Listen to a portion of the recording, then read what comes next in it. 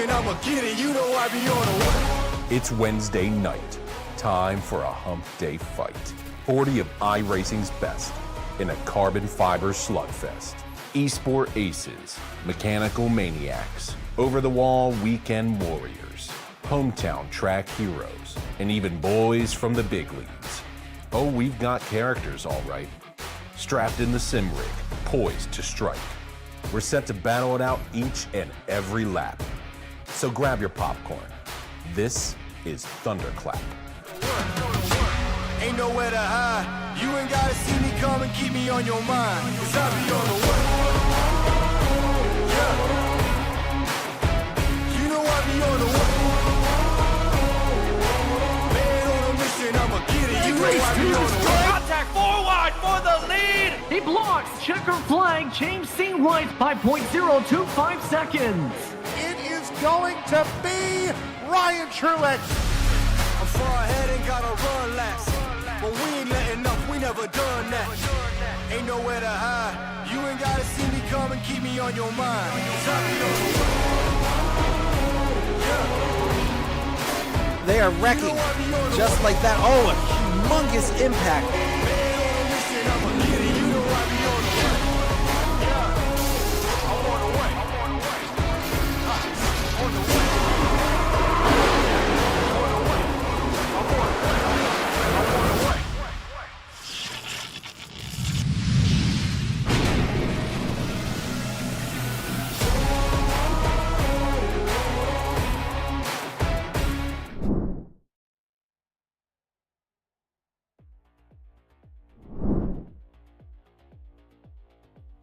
Tonight, the top drivers for the Thunderclap iRacing Series, presented by TLC Incorporated, look to hit the right beats and look to keep the tunes cranked up to 11.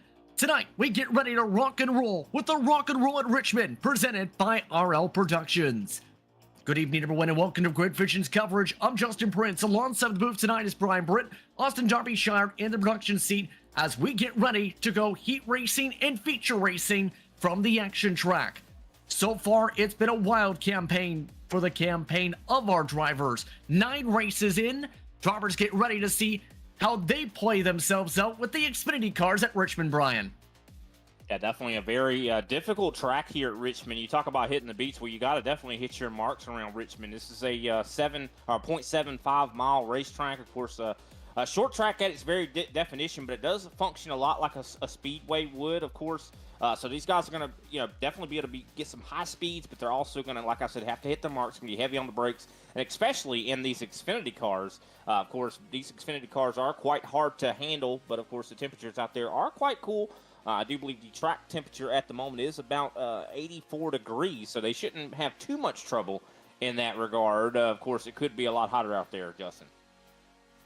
Indeed, it's going to be intriguing how the drivers play things out tonight, currently into the early evening for reference, just around 6:16 in sim time.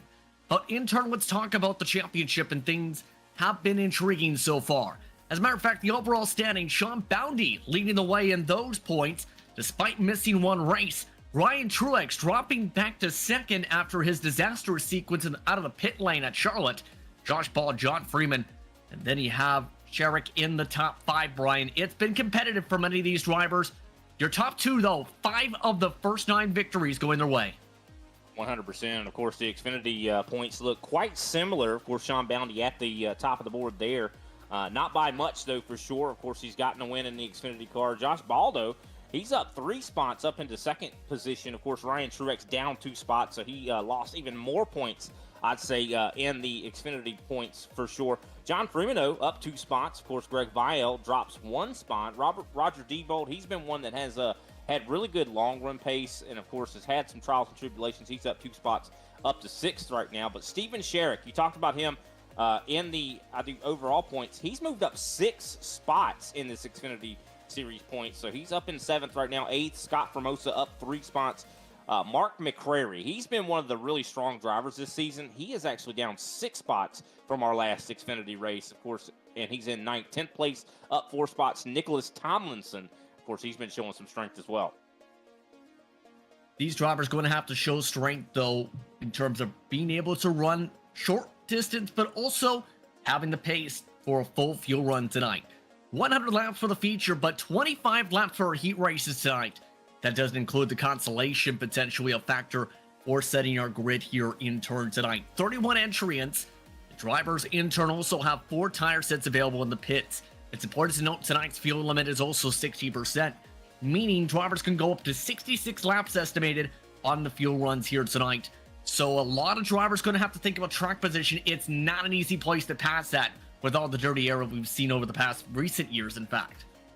Yeah, that's a very good point, actually, just considering, I mean, 66 laps on a fuel window. I think these guys are going to be wanting tires before they probably want anything else, though, because Richmond is known for, kind of working them up pretty good. I mean, definitely the temperatures are going to be high on these tires. Their brakes are going to be hot for sure.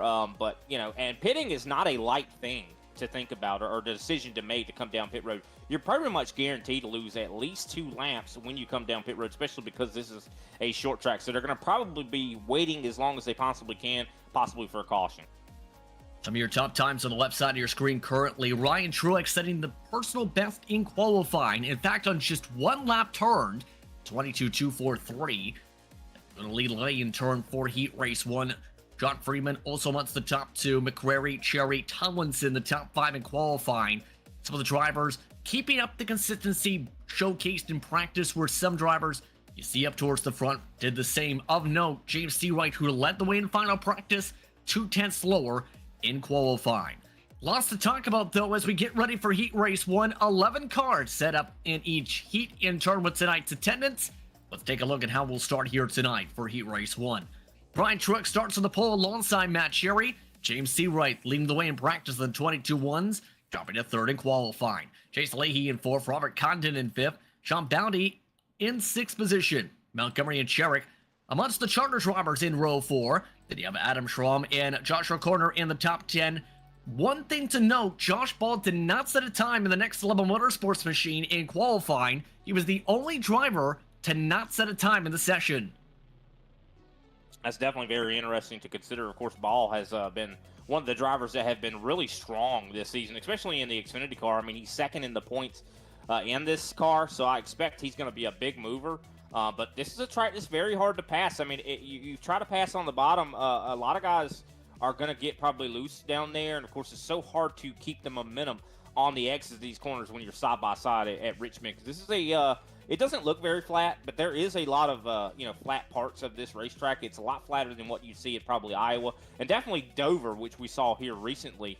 Now, of course, Ryan Truex, I'm watching him. He has got real life Xfinity performance, or experience, I should say. So I expect him to be really strong here. Of course, he did win in real life here just recently, I do believe, at Dover. Richmond, a much different racetrack, though, Justin.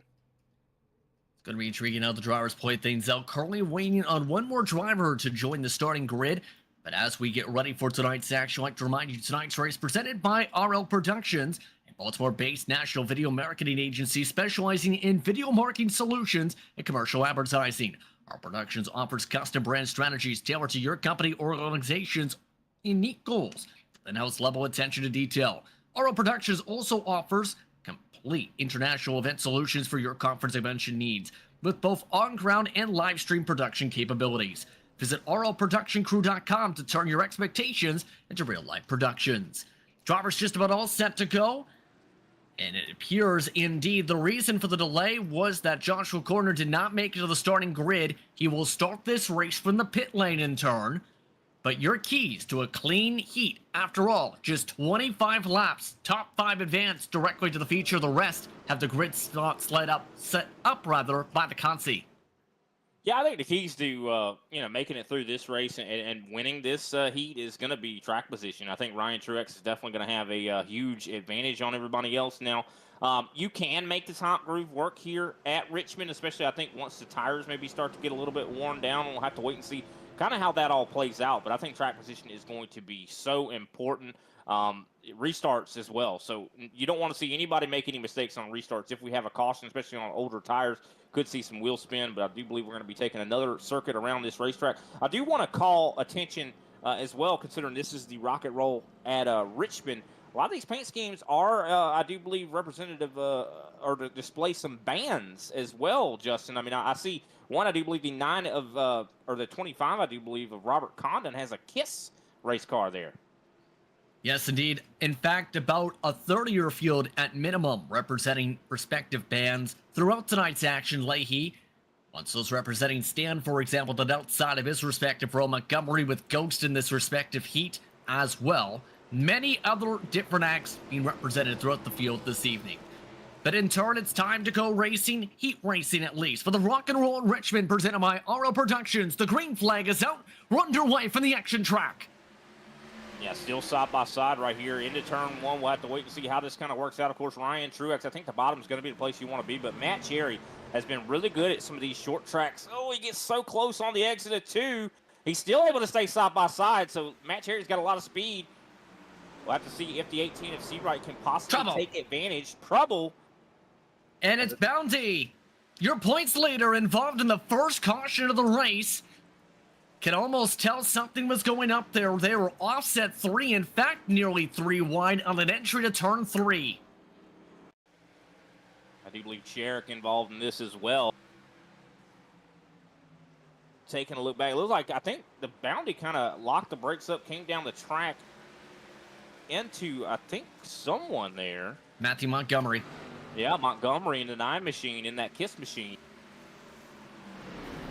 Actually, that's the Ghost machine. Oh. It doesn't mean your car's invisible, though. Yeah, for sure. And it almost looks like, for that other perspective we saw in the first replay made it look like that was kind of more Bounty's fault. But looking back at it, it looks like the 9 kind of sent it in, or the Ghost machine there. Let's see. See, yeah, definitely sent it in, missed the braking mark, and then went up into the 35, and Sherrick just nowhere to go. So our first Eagleswood Creations caution flag of the night out. Eagleswood Creations, your one-stop shop for your laser engraving needs, from wood to acrylic, custom signs, earrings, keychains, coasters, and much, much more. Located in West Creek, New Jersey, but shipping nationwide. It can be purchased custom-made via Etsy or through their website, eagleswoodcreations.com. Follow them today on Etsy, Facebook, and at Eagleswood Creations on Instagram. To be expected, Montgomery getting the EOL for that cause caution. And as well, Joshua Corner did not take the grid or take to the track to start off this heat. So Corner appears maybe electing to start at the back for at least the Consi, if not the feature race tonight. So just like that, a busy start here, in time already a potential factor, with this being a long-form pace lap track. Yeah, that is true. They definitely do have somewhat of a time limit here. If they're not able to complete all 25 laps, they will, of course, finish wherever the time runs out. So Ryan Truex definitely going to want to be there towards the front. I don't see anybody deciding to come down pit road. Maybe Sherrick trying to get some damage repaired, possibly. That could be the only thing I could see here. But for the most part, I think everybody's going to be staying out, trying to hold that track position here. We might see something different a little bit in that feature later. But I think everybody is just so concerned about track position at this point. And I think that this is going to lead into, when we go to the feature, the top 5 here, they're going to want to finish in this top 5. That way they can start closer to the front. I mean, this is going to really lead in and be so important to that feature, because we've seen it before, Justin. You know, at Martinsville, I'd say a little bit ago, where, I mean, track position was just so important. Yeah, we've seen this so many times at Richmond. Drivers in the NASCAR competition, especially when you talk to them about the Coke Series, not just in terms of the current generation, but we're talking Gen 6, we're talking Xfinity, we're talking in the trucks even. They talk so much about it in traffic, it's so hard to build up the momentum because of that dirty air impact. In fact, some drivers were able to get the third line, the outside wall in turn 3 to work in the past. It's not an easy racetrack to make your moves, though, to say the very least, so not a surprise. Yeah, for sure. And, of course, at a track like Richmond, when you do try to make that middle or top line work, it's completely different from how the bottom line works. I mean, you're having to change your braking points quite substantially. So you have to be able to adapt on the fly at a track like Richmond. And these guys are definitely going to be trying to do it to exhaust every tool and option they possibly have. And, of course, they have fixed setups here for this race. So that is going to make it your options a little bit more limited, and it really puts all of the requirement on the driver, as it looks like we're on the backstretch here, getting ready to see that pace car take a left turn. But all set to head to the TLC restart zone for our first restart of the evening. Ryan Truex, Matt Cherry, James Seawright, Robert Condon, Chase Leahy, the top 5 in the transfer spots. Green, green, green. Ryan Truex off and away a little touch bit earlier than some of the drivers expected. Yeah, that was a really good restart there for him. I think he caught Seawright and Matt Cherry sleeping a little bit, and Seawright able to take advantage. He slides right up in front of Matt Cherry, taking over that second spot. We do have some side-by-side, I think, a little bit further back. That is Boundy trying to recover as well, trying to battle with Adam Schramm. It looks like he has got that pass completed here. Ball, meanwhile, just up the road is now on the bubble in that one machine. In the black machine tonight. Trying to pull away from Leahy. Some drivers, though, getting a little bit squirrely already. Turn 2 exit, known for drivers spinning and crashing. Well, yeah, especially with this race car. I mean, it's already a low downforce package on these race cars, and the Xfinity car just does not handle well under sudden changes in the inputs when it comes to getting back on the gas. This thing does not grip the track as well as you'd see in the next gen. But wow, Ball is definitely doing a fantastic job. Now underneath, Robert Condon going to be battling for that fourth place position, I should say, and looks like he's going to take it. Almost slides up into the 25, though. Everybody else behind taking advantage. Here comes Sean Boundy. Everybody wants the 5th position. Here comes Boundy looking to take away the transfer spot, and just like that, Boundy just about fully clear. Leahy not able to take it 3 wide, elects to keep it behind the 35. Condon slides up the track, and just like that, Boundy in the prime position to clear for the next time to the corner. Yeah, you can see what Robert Condon's trying to do. He's trying to send it in kind of deep in that middle groove, but it's not quite working enough. Looks like Boundy does get clear, and a little bit of a wiggle off of the corner there for the 25. Does this open him up? And here comes Boundy. I mean, he might even catch up here and battle with Ball. Ball did not complete 3 and 4 as well as I think he wanted to there. It doesn't look like Condon is feeling too comfortable in that race car. You can almost see it on that corner exit. Really snappy. Yeah, that is definitely got to be with the inputs. Of course, brake bias, we talk about this being a fixed setup series. Well, brake bias is one of the things you can change, and it is really, really important. That could be what it is, you know. And it also could even be your pedals and the settings that you have for that brake pedal. If you have it really sensitive, if you get onto it too hard, it's so easy to lock the brakes up at a track like this. The NQ machine really sending into turn 3 as well. And that's also a huge part of not just the brake bias, but also just where you're actually braking. We've seen it so many times where drivers miss that braking mark and end up burning their equipment up. 100%. And it's not an on and off switch as well. I mean, you have to really brake gradually. You can't just slam down on the brakes. It'll really upset the race car. I mean, it's all about balance, especially at a racetrack like this, and a car that just does not want to cooperate with your inputs. Still side by side, meanwhile, for 6th position, Leahy on the bottom. Boundy already pulling away from this grouping. Condon still trying to make the outer groove work. He's been committed to that second line. Oh, race Montgomery nearly into the back end of the KISS car. Another sent from Montgomery as Condon misses the bottom. Yeah, Condon he looks pretty good in that middle groove, but I just think that he's starting to wear his equipment up, and I think he's going to be able to slide down now. Can he move down? Is that car capable of it? We'll have to wait and see. Looks like, yeah, he's going to try to see if he can't wrap around the bottom, following the tire tracks of Leahy. Leahy gets a little bit tight off the corner, get really close to that wall. What I'm really impressed with, though, is the 18 of James Seawright. He has stayed right on the back end of Ryan Truex this entire time. He actually was a couple hundredths faster than Ryan Truex last time by, so watch out for Seawright here. Now, this is an intriguing viewpoint. Look at how the steering inputs are with Seawright. One of the top drivers, in fact, we talked about top of the practice charts earlier tonight, now coming to 8 laps to go. A lot of steering wheel input based on what Seawright's preference seemed to be.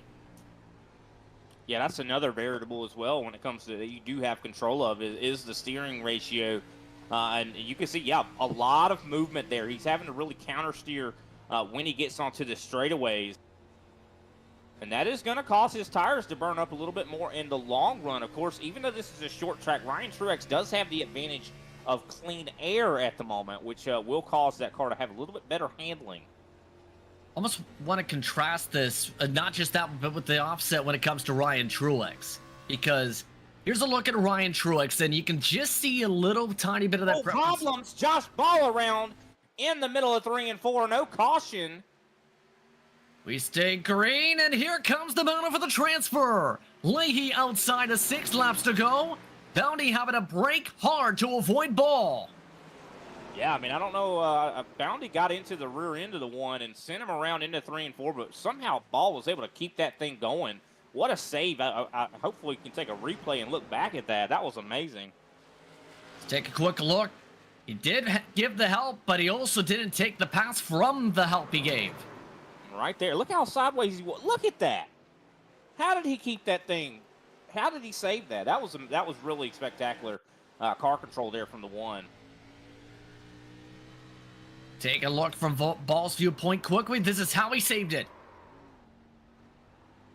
Such, I'd say, I mean, I'll tell you, he just knew exactly what he needed to do with that steering wheel. Precise movements. Side by side is on still for the transfer, under 4 to go. Looking to the top 3, as well as how things are breaking down for 5th. Leahy outside around Bounty. Heading up to turn 3. 3 laps to go. Leahy looks to run away as the drivers around him have damage. Yeah, I would. The most damage I would be, or the one type of damage I'd be most concerned with is front end damage. So I don't see a whole lot on Bounty though, but Leahy's definitely strong when he needs to be. So he could come up here and maybe put some work on Ball, but really loose off of turn 2 there. Still able to stick into the bottom of the racetrack, though. Nearly into the back end of Ball. In fact, he's been strong. Too strong on the exit. Here comes Bounty. 2 laps to go in the heat. Down to 1.5 miles to go. Bounty looking to the outside. This is definitely a track where you got to race the racetrack. This is not a track you want to really be focusing on the other drivers ahead of you. If you get to, fall to that temptation of chasing that carrot down, you're going to end up making a mistake, and I think that's what Leahy just had. Luckily, he was able to keep that position. White flag, I do believe, out in the air. One to go, presented by Ara Productions for Heat 1. Ryan Truex pulling away in the final stages from James C. White by at least 3 car lengths. It's been a dominant run for Ryan Truex in the heat. He leads every lap. It takes the checker flag to win Heat Race 1. The battle for the transfer coming out of the final corner. Bounty one more send, can't get there. Leahy holds on to 5th. Yeah, I love what I saw there from Ryan Truex there towards the end. You could tell that in the 25-plus lap run, he's going to be really strong. So your top 5, Truex, Seawright, Cherry, Ball, Leahy. As we move over to Heat Race 2. Freeman on the pole.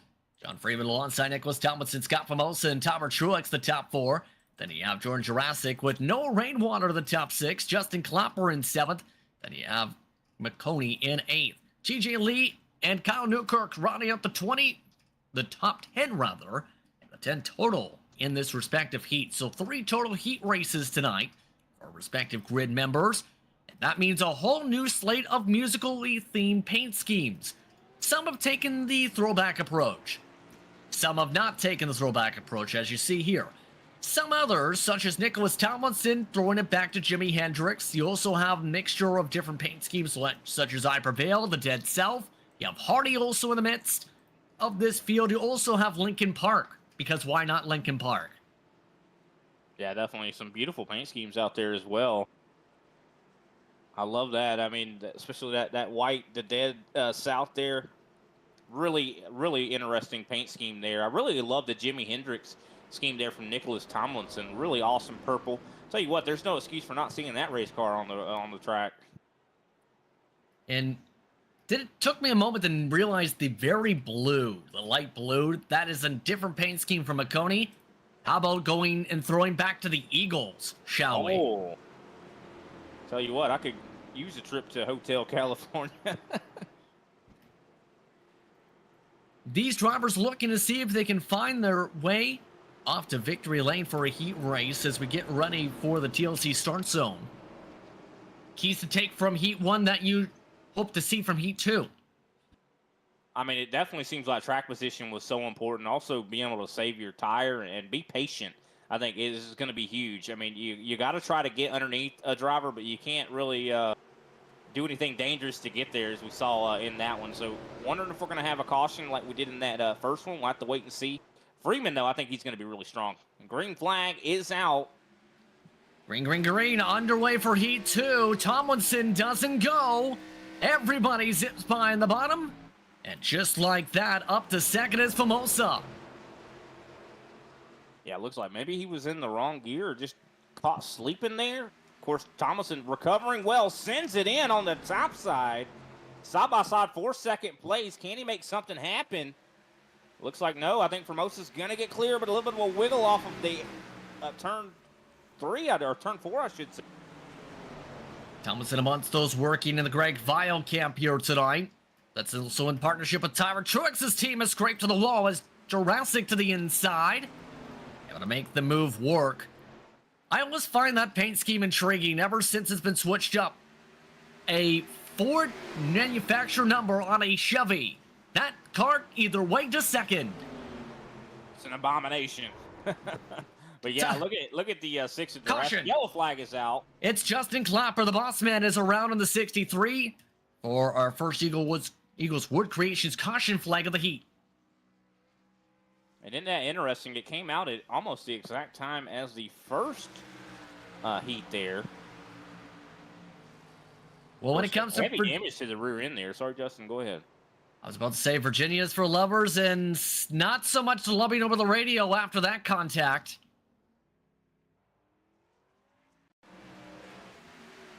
Yeah, took the back end right off of that race car. So, I mean, the spoiler wasn't doing much for these guys anyway, but definitely not going to help them out anymore. So Justin Clapper sent up into the wall. Our first caution flag of Heat 2, McConey and Clapper involved in this respective incident. So with that, as McConey elects to come down and take a little bit of repair after that respective incident, the series is brought to you by TLC Incorporated, the premier service provider for lawn sprinklers, landscape lighting, drainage services, and garage makeovers with nearly 40 years of experience. In just one day, your home can become a showcase with new water-saving lawn sprinkler systems, an energy-efficient landscape lighting system, or a brand new garage makeover and floor that will last you a lifetime. Imagine all the possibilities if you gave your yard just a little TLC. Operating in the Maryland, D.C., and Virginia area, call 888-PIC-TLC for more information.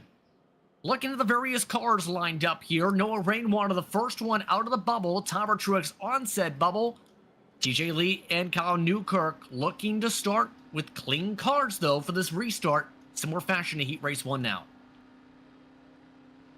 Yeah, definitely. I think Freeman's going to really have the advantage here. Of course, Jurassic, though, has been moving through the field quite well here in that 6 machine. Now, of course, I do believe last week he had quite a bit of bad luck, so I think he's going to be really trying to have a bit of redemption here tonight. We'll see how that redemption goes in turn for some of these drivers this evening. It's been an intriguing night so far from the racetrack, to say the very least, though, because a lot has broken down. A lot pops up around this circuit. A lot that has to be on the minds of so many competitors on a race night such as this with the pressure on.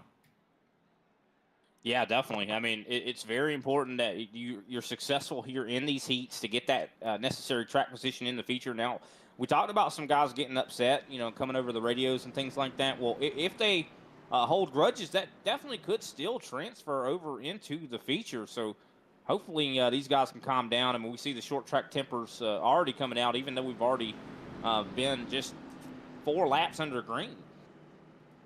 One to go until the restart. Freeman, Jurassic, Famosa, Tomlinson. Top 4. Tyler Truex on the bubble. Rainwater, Lee, Newkirk, Clapper, McConey. How they regroup. McConey getting the EOL penalty. Result of that caused caution. So 18 to go in heat race number 2. It's Freeman looking to get the launch McLovin. Looking to try and see if the pace continues. Green, green, green for the JCR car. The teammates 1-2 at the front. Yeah, really good start there for Freeman, but an even better start, I'd say, for Jurassic up on the top side. I think that's the first time we've really seen anybody have success on that top side. Really slid right in front of Formosa. Of course, you see Tomlinson falls into that 4th spot, able to cut off Tyler Truex there as we single file out for the top 6. So far, so solid off the restart here. Jurassic currently trying to build that buffer indeed right now. Things looking to get into that rhythm portion. Freeman really strong at that rhythm portion we've seen throughout the season, though, on the short tracks. Now, I'm watching a little bit further back here at Justin Clapper, who was involved, and Greg McConaughey, who was involved in that last accident. Of course, Clapper missing his back end. He's kind of giving, I'd say, Greg McConaughey a little bit of a hard time here. But here comes McConaughey to the inside. Ooh, they are getting really close. Door-to-door action back here. Side by side, this is right now for the battle for 8th position. Newkirk already dropping back due to a loose moment. Those two have slammed again as we take a look at the battle for the transfer. Just above in front of that, Tomlinson, Tyler Truex, side by side with Rainwater in the popcorn seat with a hard cut to the apron. Yeah, good job to Tyler Truex. They want to make that pass happen on Tomlinson. Now, Tomlinson's got to cut off the bleeding here. Otherwise, raindrop, as you always say, he's going to be able to maybe get into the transfer position. He definitely does wants to avoid that. Or should I say Tomlinson's definitely going to want to avoid that. Seeing in the backdrop, some of the fisticuffs going off a little bit in the backdrop, but fisticuffs still going to have to happen for the bubble spot, or at least we'll see how it's played out. Rainwater looking to be content for now. How do you play this if you're Rainwater? You can see the different lines being utilized on exit. Yeah, I don't know. I mean, this is definitely a tractor where you kind of can watch that guy ahead of you and try to do it a little bit better than he does. And it looks like that's exactly what Rainwater's doing. He gets right up to the back end of the 0-3. I would just try to be on him, put some pressure on him. This is a track that you can definitely, kind of intimidate that driver in front of you in order to make him make a mistake, push him into the corner a little bit faster than he possibly wants to go. Right now with the separation about a car length just past the halfway point of this respective heat. Raindrop still not able to build up the run. One of the SRI and military members in the field. As we look at the front, Freeman continuing to set sail and pull away. This is a home race for him, in fact, from Gloucester. Security guard looking to try and hold the tempo here this evening. Yeah, Rainwater's definitely starting to put a lot of pressure on Tomlinson here, but it's just so difficult to pass. I mean, no matter what he does, if the 0-3 holds the bottom, the only thing the 0-5 is going to be able to really do is put a bumper to him. I mean, that's really the only thing that is in his tool bag, if you will. I mean, because I think it's impossible to pass on the top. We haven't really seen a lot of guys really able to do that. For those wondering the confusion there, hometown involving the Gloucester, currently from Newport News. Speaking of the battling, though, Rainwater's within range, now 9 laps to go. The Hardy machine looking to make the move on the Jimi Hendrix car. Yeah, he has got to wait for Tomlinson to make a mistake here. That's the only thing that he can really do except for putting the bumper to him.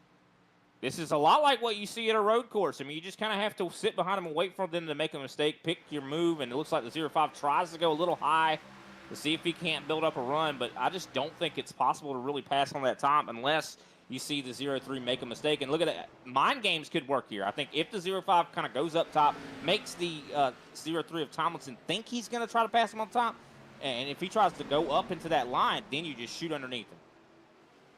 Oh, looks like showing a little bit of the bumper nearly near contact. Raindrop avoiding the bumper, though, this time for now in the DNQ racing machine. Now looking high side. Way up the track for the diamond line. 7 to go, coming to 6 laps to work with. And this is also allowing TJ Lee back in the fight. It really is. The more these guys battle, this is going to bring the 46 right into the picture. And this is going to put even more pressure on Noah Rainwater. I mean, it's going to really make him have to drive that car even harder, especially because he's running out of time. And we're coming, I do believe, to 6 to go, or coming to 5 to go, actually. And, of course, Freeman still out there running away. He's almost at 2 seconds now. And he's running faster than everybody else, 0.2 faster to be exact. Just sailing away by 2 seconds, setting sail on the field. Same can be said with Jurassic and Formosa with Tyler Truex.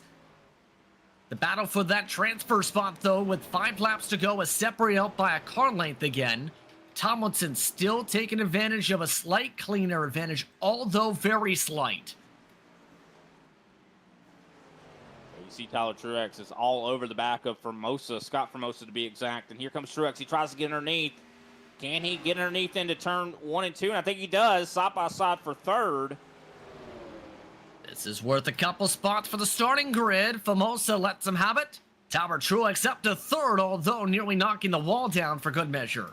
Yeah, he definitely almost got into that wall, and good job on him not to, though. I mean, in order to make passes here, you almost have to put yourself outside of your comfort zone, and Tyler Truex did that and was able to do it well without really stepping it out.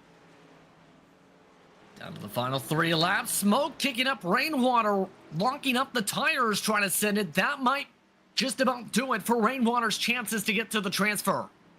Yeah, I think it might be over for him. It might be a little bit of a glimmer of hope for TJ Lee. Of course, not going to help him when it comes to getting into the transfer, but could definitely do some confidence building. Oh, this is wild. As we get ready for the Aero Productions 1 to go, Freeman looking to close it out for 3 more sets of corners. McLovin has been on the tempo since the start of this heat race. 1 to go, taken at the stripe. Looking to just take that checker to secure the outside front row for tonight's race. Yeah, he definitely earned it, too. I mean, this has got to be a fantastic feeling for him. You know, he didn't have much competition, but I will say Jurassic last time by actually matched the same exact lap time that Freeman turned, as it looks like he's going to cross the line as the victor for heat number 2. A team 1-2 for JCR, Freeman and Jurassic, Tyler Truex in third, Formosa and Tomlinson. Move on. Rainwater, Lee, Clapper, McConey, Newkirk. Do not move on. There's been a crash down the front straightaway with 3 cars in the grass. That does not matter. Heat race 3 is just about all set to grid. In turn, it's Mark McCrory on the pole, Roger Diebold second. Then it's Goslin and Vial, row 2. Garrett and Grant, row 3. Daniel Half in 7th. Burleson in 8th. Alan Marshall bringing the 8 car out tonight, starting 9th. And Damian Neeson in the 10th position for DNQ. So, the drivers get themselves situated for one more heat race. Roger D. Bodamonsto's taking the throwback look of note for tonight's race, hence the different look there. Others with very noteworthy paint schemes when it comes to music. Gordon Lightfoot, for example, just passed away more than a week ago. A significant impact in terms of the music community when it comes to the world of folk in the 1960s and 70s, as well as the 80s. Son and had a career lasting all the way to his death just this year. Definitely unfortunate for sure. I'll tell you what, if this thing looks anything like heat number 1 and 2, I'd say McCrary is going to lead every single lap. But then again, Justin, I mean, I think we've seen heat racing before here in the Thunderclamp series, and it looks similar to what we've seen the first 2 heats before, where the leader, the guy that sits on the pole for the heat, wins by leading every lap. But then that last heat seems to be a little bit different, because these guys were able to watch both of those other heats. What did they learn? I'm curious. Gonna be the interesting thing. 2 other paint schemes of note. The Beastie Boys represented by Burleson tonight. And then there's that last place car on the grid. That's Damian Neeson. It says on the car himself, I don't need no help. I can sabotage me by myself. That's in reference to a band we actually had to talk about a lot to figure out. It was Paramore. Apparently, I'm the only person who doesn't know who they are. Yeah, the only reason I know who they were is because, playing a video game called Rock Band a few years ago. But yeah, definitely going to be interesting to see what these guys can do. It looks like the pace car is getting ready to take that left turn, and I do believe we're going to be entering the TLC restart zone here momentarily. Green flag is out. Off and away as we look to go side by side. D-Bull trying to find a way to lead out of turn 2. McCrary rolling the bottom of the Speed Kings car. Yeah, D-Bolt has definitely shown a lot of speed. Very good run off of turn 2, but it looks like I think he had to check up a little bit in order to avoid the wall. This is going to put him under fire from Tommy Goslin, or from Goslin, I do believe, not Tommy Goslin, but definitely some side-by-side as well. Matt Garrett. Oh, somebody around. I do believe that is the 8 of Alan Marshall, possibly? It is Alan Marshall, one of the Speed Kings cars, into the grass. No caution. We stay green. In this field, 3 cars have to be involved in the instance to trigger the caution flag from race control. This is how this sparked. Yeah, look, all by himself. And that's one of the dangerous spots. We haven't really seen a lot of that tonight so far, but off of turn 4, it is really hard when you're getting back onto the throttle. If you get back onto it too hard, you're going to spin that car out. And that's exactly what we just saw there. But McCrary leads over Diebold. Of course, Diebold has been able to get down in front of Gosselin in that 3rd position. Of course, Greg Vile led a lot of laps here recently. I do believe he is looking to do very well. He's sitting in that 5th place right now. Right behind, of course, Matt Garrett. Vile holding onto the transfer indeed. Then you have Grant trying to figure out where to go in the 14 in the midst of this choo-choo train that's formed up along the bottom. Nobody taking the chance to the top this heat. Yeah, I don't think we haven't seen a whole lot of drivers really try, or we have seen them try. We just haven't seen them be very successful. It looks like Grant thinking about maybe trying to diamond it. Not quite able to get there, but, you know, like you said, a choo-choo train. There is a lot of drivers right there hungry and waiting on someone to make a mistake. And an intriguing campaign for the old man and a can sponsor machine, Bobby Grant. Been involved in some incidents has shown speed in others and nearly getting bumped into by Burleson now in the midst of this battle for 6th. Watch out. I think we're getting ready to have a battle for the lead. Diebold is all over McCrary right now. NASCAR crew. Go ahead.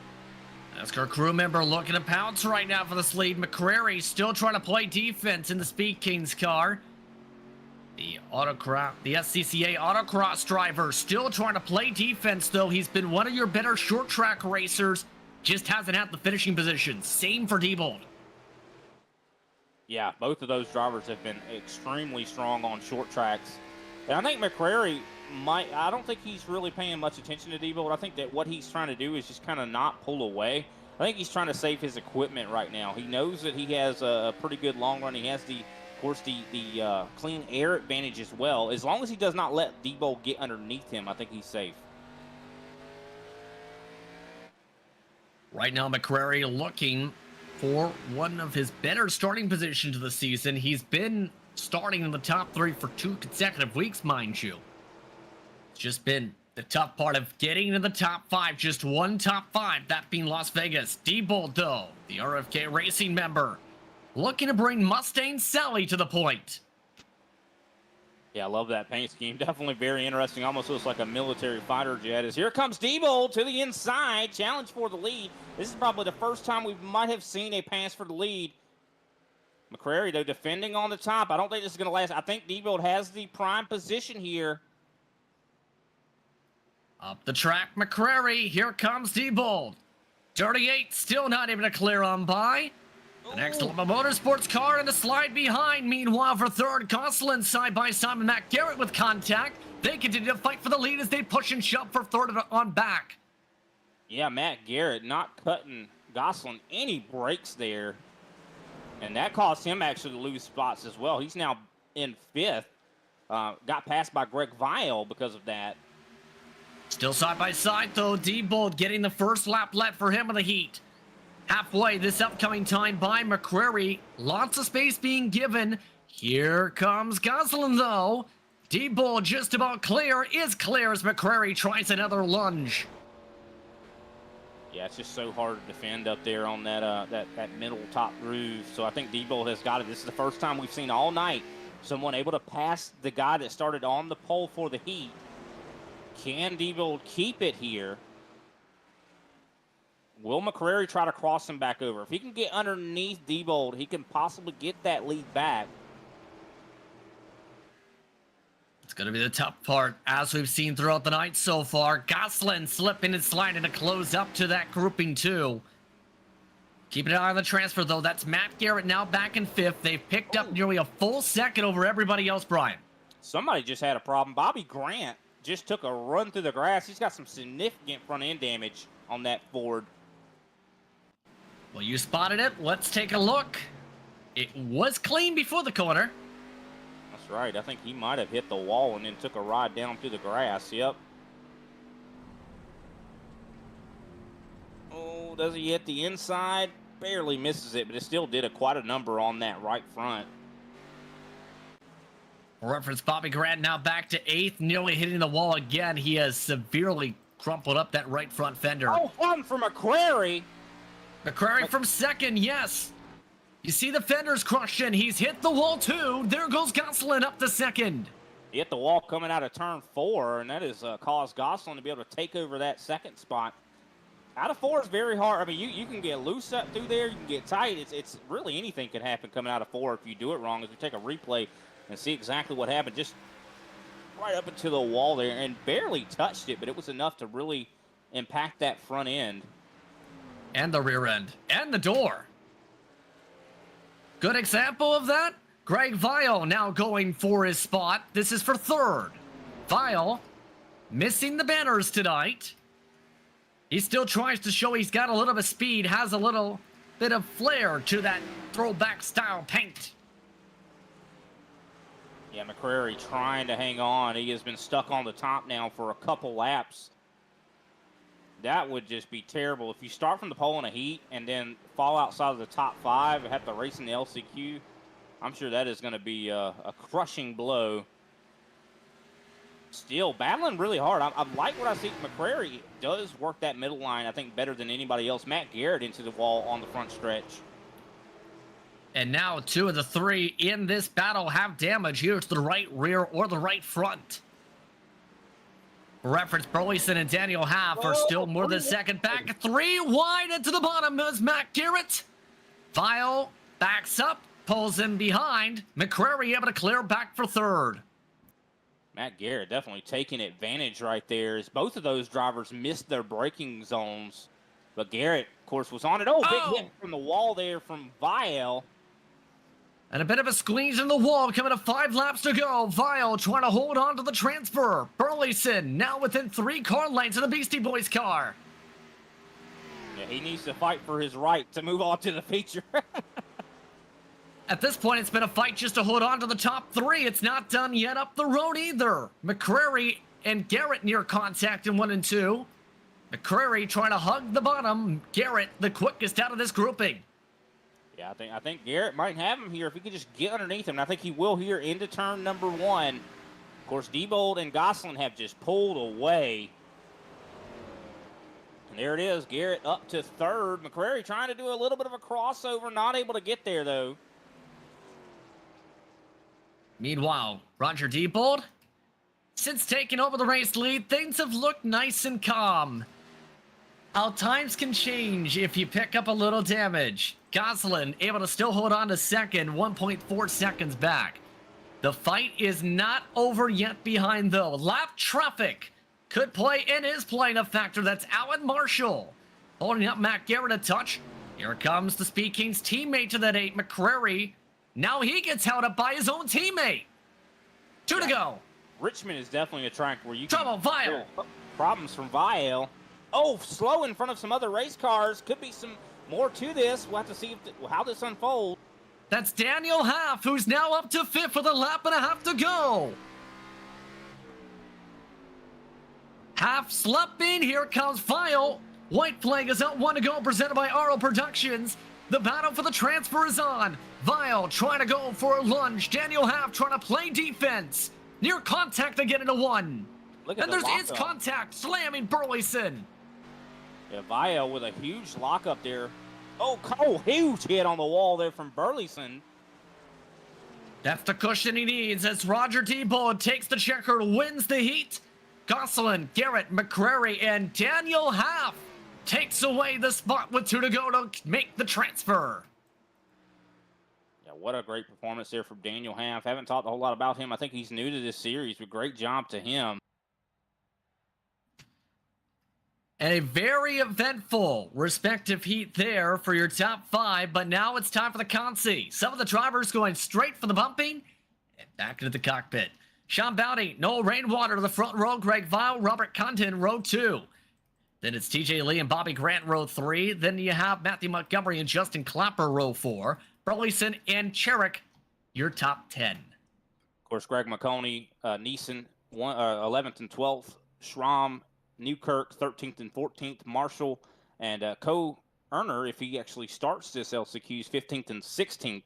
Now, I think this is going to be interesting to see how this works out because some of those drivers that were in that last heat are, I think, already kind of in that rhythm and already warmed up. Now, the guys that have been sitting there for 15 or so minutes have probably kind of calmed down a little bit. The adrenaline settled down. They're going to have to work themselves back into that rhythm, Justin. It's going to be intriguing how this plays out now for the Consi. Again, top 10 advance, but as we've seen, that usually sees all the drivers make it. We'll see if that is confirmed here once we get going here tonight.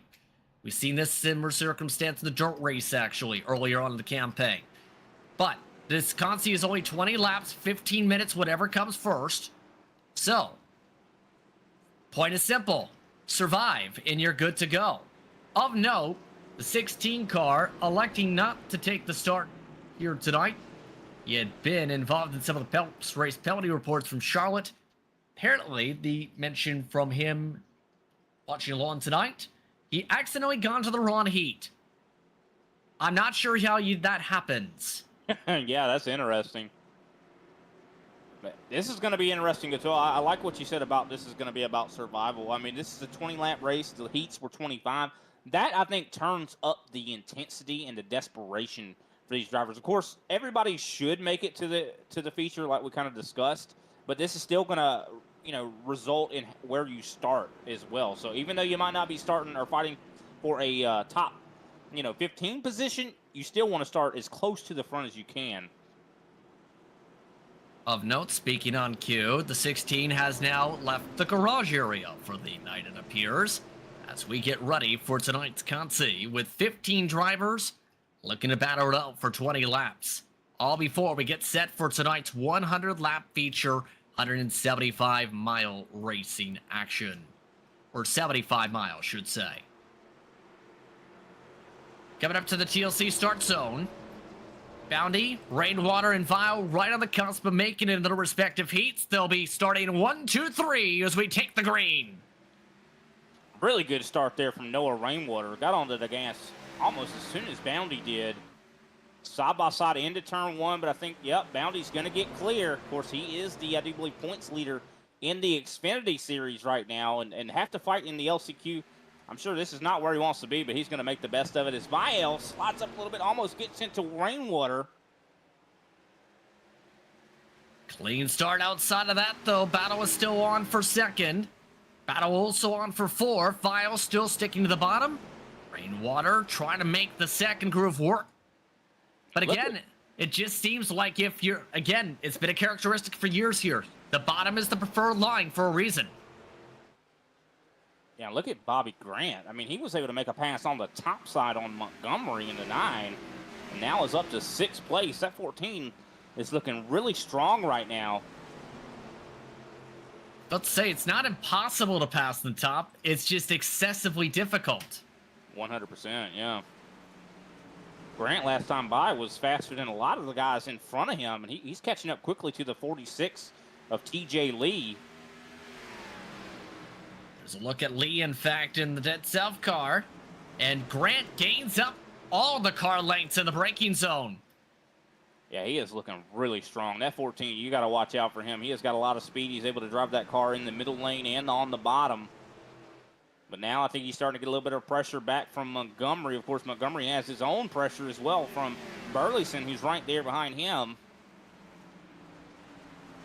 Bumper to bumper to bumper, just about. Half a car length between most of the drivers in the conga line. Intriguing to keep an eye, though, on Condon in particular amongst those who dropped off in the long run, because in part, the strong corner entries on speed already missing the bottom, trying to go to the second line. Here comes Burleson on the inside of Montgomery. And also you see Bobby Grant on the... Look at this. I mean, this guy is trying to pass on the top here. And he might be able to do it. He is looking fast in that 14 machine, but it looks like he loses the momentum there into turn 3. But still side by side. Oh, contact from Montgomery and Burleson.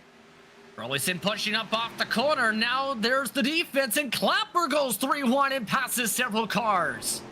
That was a Hail Mary attempt right there, and it worked out. Oh, it's not working out now. Oh, huge hit there from Montgomery to the inside wall.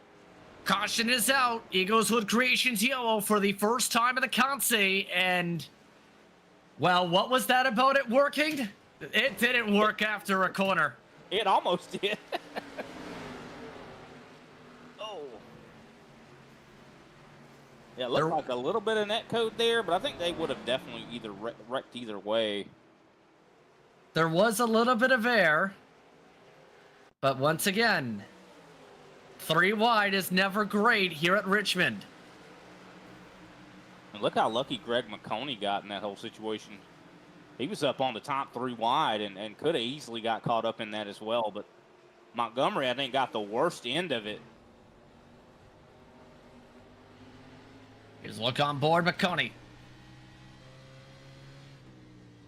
Didn't even face him.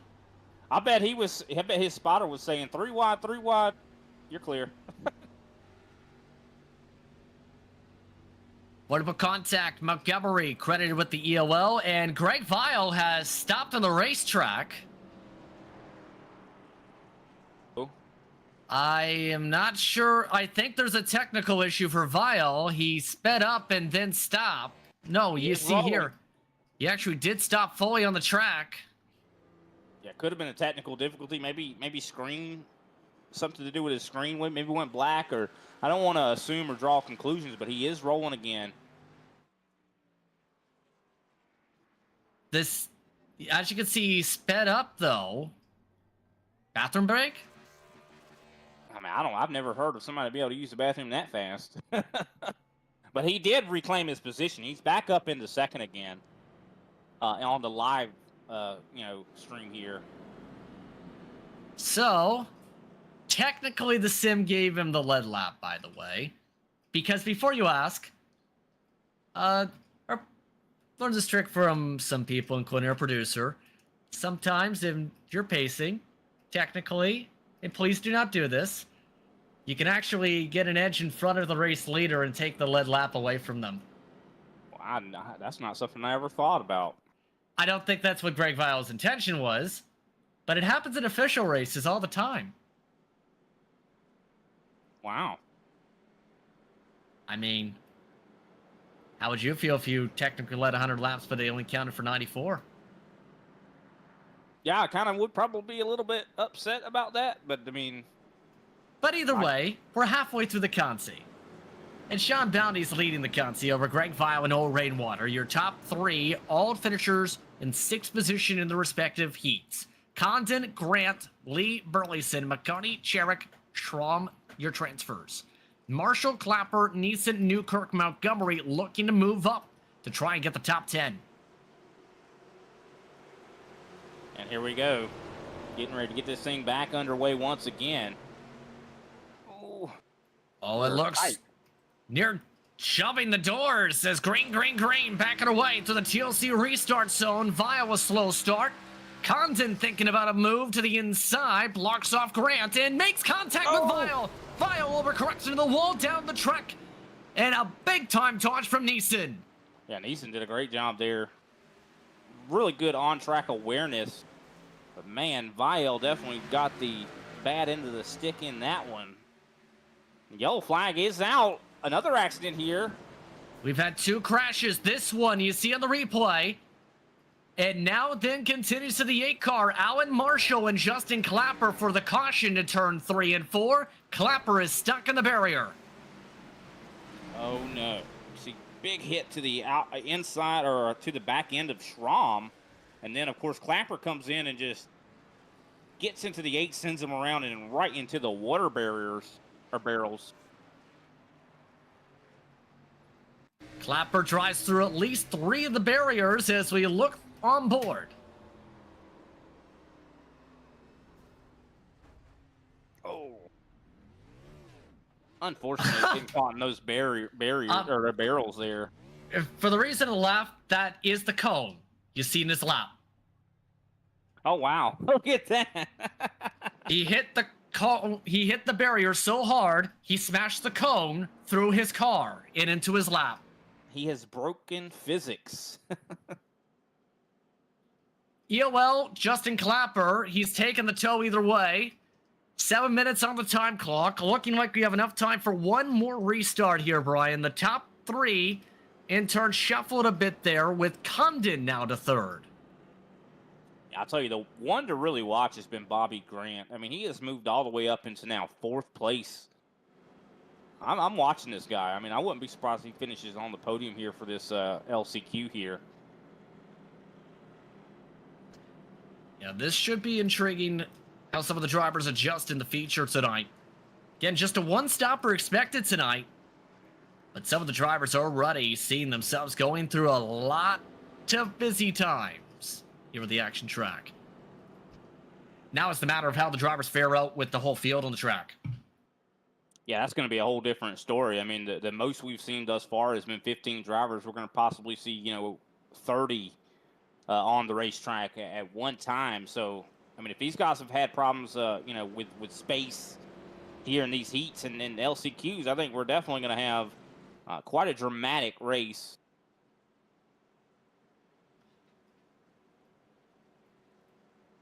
Still under pacing, coming to 5 laps to go in the heat. America's premier short track. Seen a busy night when it comes to the rock and roll at Richmond Raceway presented by RL Productions. A 4-lap shootout for the Consi. This may potentially be the last restart. If not, a 1-lap shootout if we go to another caution. Bounty, Rainwater, Condon, Grant the top 4. On the bubble, Montgomery, one of 2 drivers to have to take damage repair, and of those who have stayed in the race from it. We've seen a lot of rock. Haven't seen a lot of roll yet. Will we see someone roll over in the feature or maybe even on this restart? You never know as we head to the TLC restart zone. Green, green, green. Bounty with a great start. Condon not able to get alongside Rainwater. The battle is on into 1 and 2 with the scrape to the 1 for Burleson. Up the track goes Grant as well. I think this is on purpose for Grant. He has been really arcing these corners very well, getting huge runs out of the exits, but it looks like TJ Lee is able to take advantage using the bottom side. Now Burleson on the inside for a moment there of the 14. And we've had a spinner at the back. Still green. That's Greg Vile. Back to 14th he goes. The battles are on with 2.5 laps to go.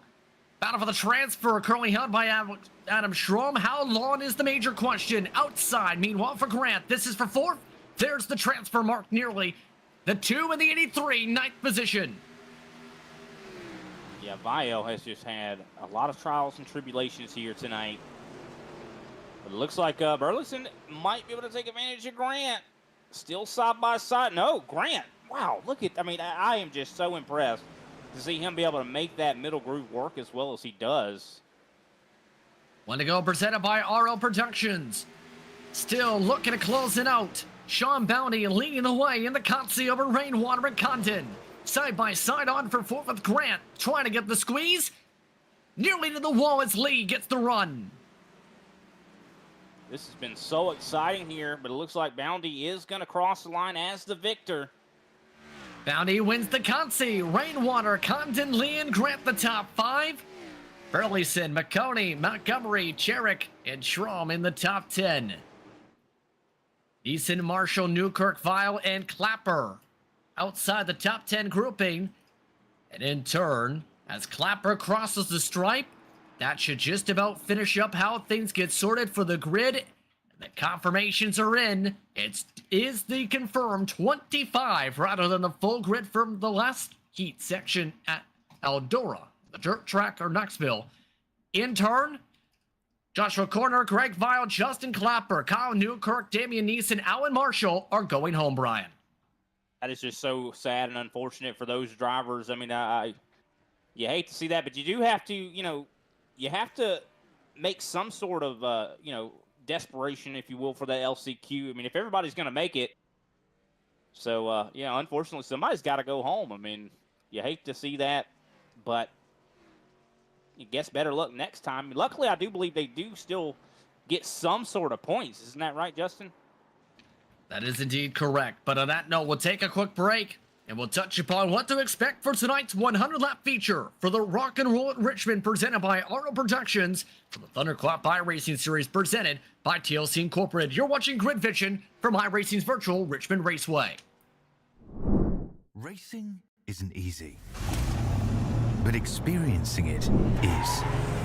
iRacing puts you in the driver's seat with the industry's leading sim racing game. Drive on laser scan replicas of the greatest racing circuits from around the world. Go head-to-head against other drivers chosen by skill-based matchmaking to ensure competitive racing at every level. Compete across all your favorite series. In officially licensed cars, engineered to deliver the most accurate driving experience possible.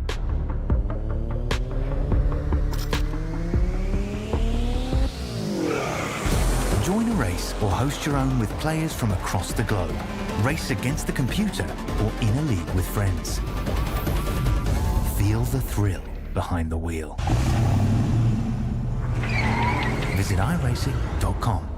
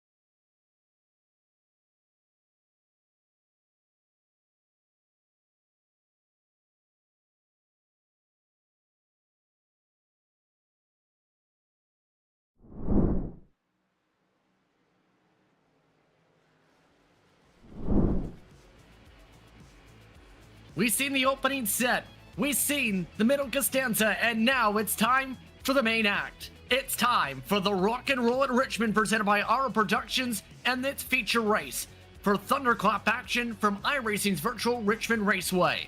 Justin Prince, Brian Britt with you, Austin Jarbyshire in the producer's seat, as we are 1 minute away from 25 drivers going loud around the circuit for 100 laps. It should be a wild one to see who picks up this short track victory tonight. Yeah, definitely going to be an awesome race here. I mean, all three of the heats and the LCQ were just fantastic racing. We saw a lot of green flag. Of course, looks like the track temp right now, about 80 degrees. You can see it is getting a little bit darker out there. Sun, I do believe, is starting to kind of wane a little bit. So we'll have to wait and see how that kind of affects the temperature of the racetrack. Of course, looks like winds not too strong as well, 4 mile an hour. So I don't think that's going to really affect these drivers very much, but I definitely think the amount of cars on the racetrack is going to be quite a impact on this race, and impact probably literally as well. In turn, these drivers seeing that track indeed decrease, the night sky starting to shine down with the sun dropping, lights getting ready to turn on around the action track.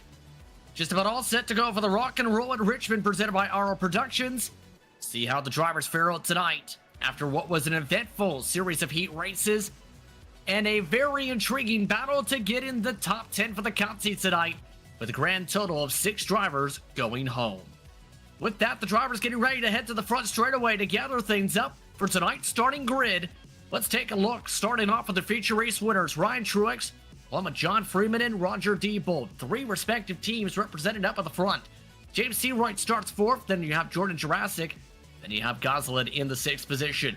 Matt Cherry, Tyler Truex, Matt Garrett, Josh Ball. Of note, the reason he didn't set a qualifying time was due to traffic on the way home to make the race. Scott Famosa, Mark McCrary, the top 10.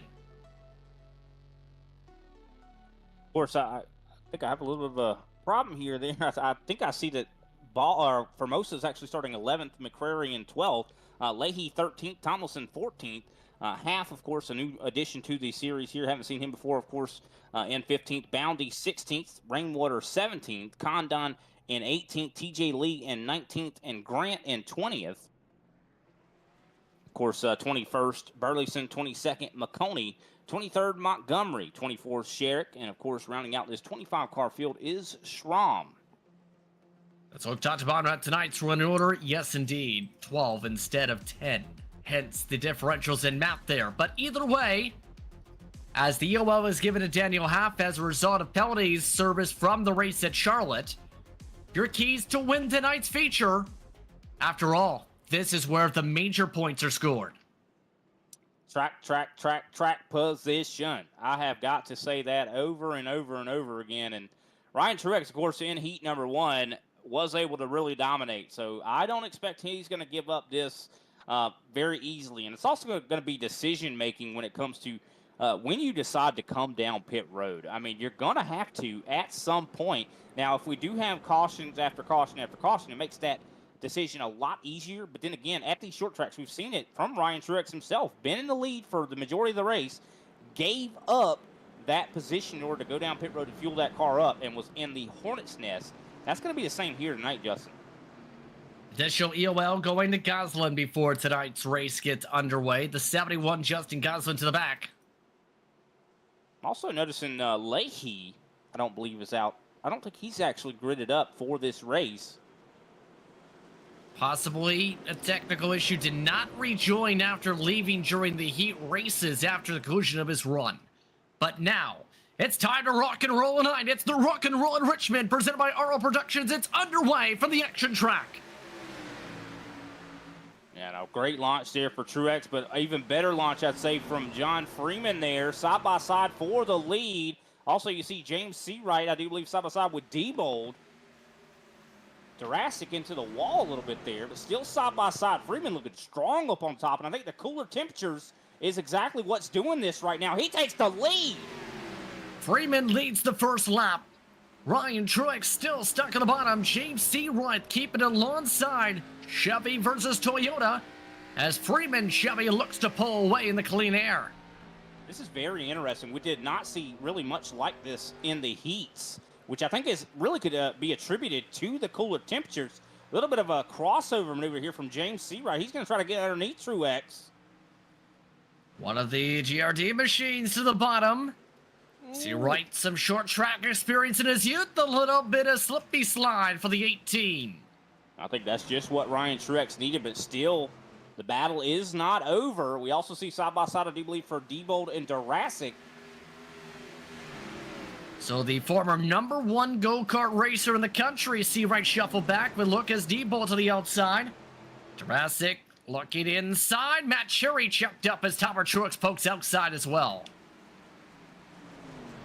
Huge battle here. Matt Cherry getting a little bit loose on entry there. Had a really sideways moment there as he is, of course, being pressured by Tyler Truex. It's almost like Cherry's getting checked up so hard he's nearly spinning it here. Really, I mean, I think he's hitting the brakes so hard that it really is starting to cause some issues. A little bit of a reaction there from Matt Garrett, I do believe. No, I think that actually was Josh Ball. Yep. Side by side still holding these drivers up. About nearly a full second back of the leaders now as here's the look from Cherry. And keep in mind, Cherry taking a little bit of a look to throwing back to a certain car with a certain number 3 if you look and squint hard at the color scheme.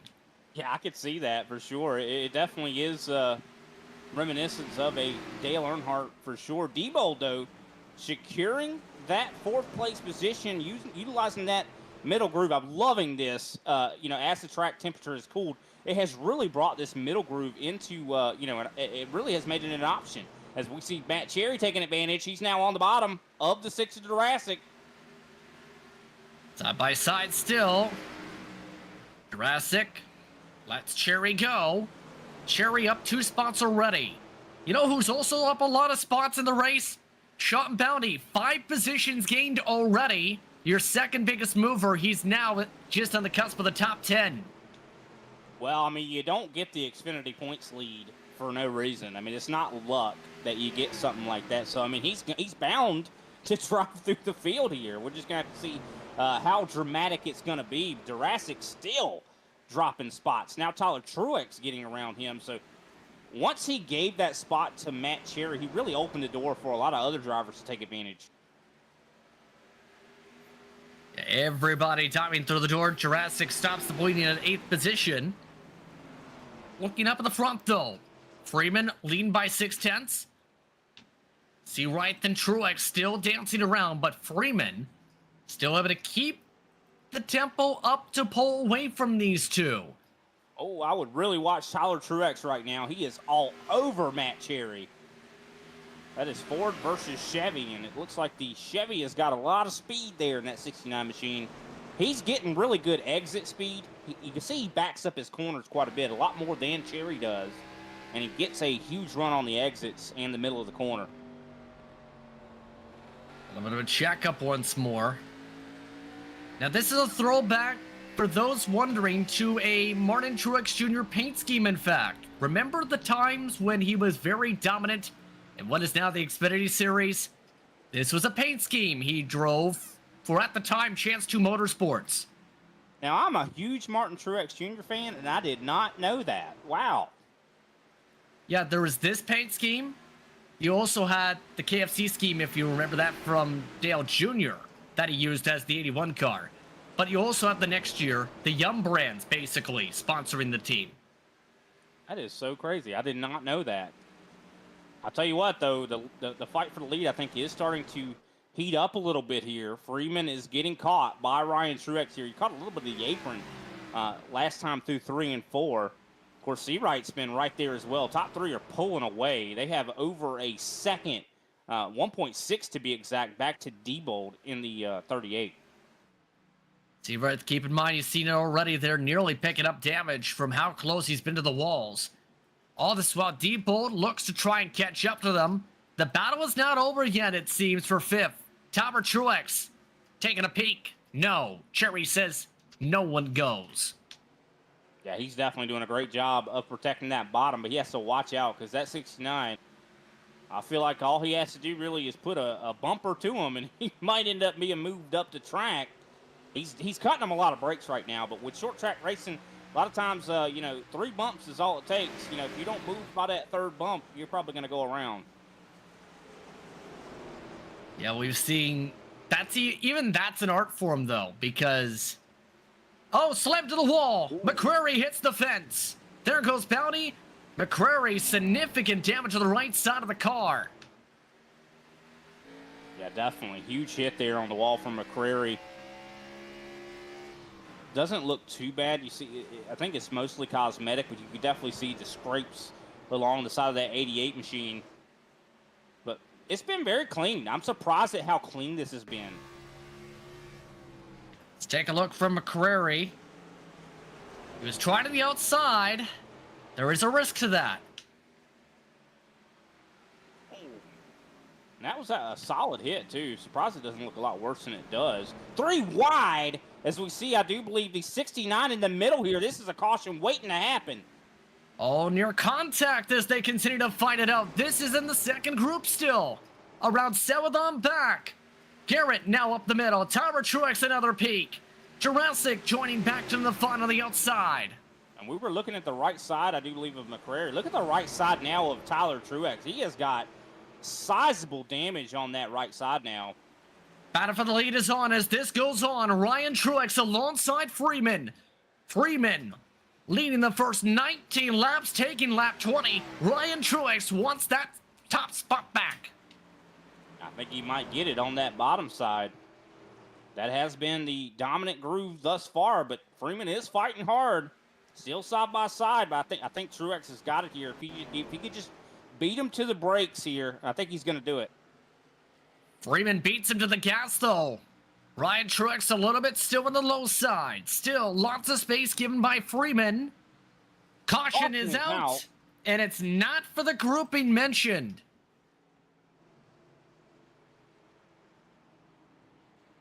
Yeah, I'm not sure why this caution came in. I saw McConey lost a spot. Again, I think there was a stage caution here, actually. Yes, indeed.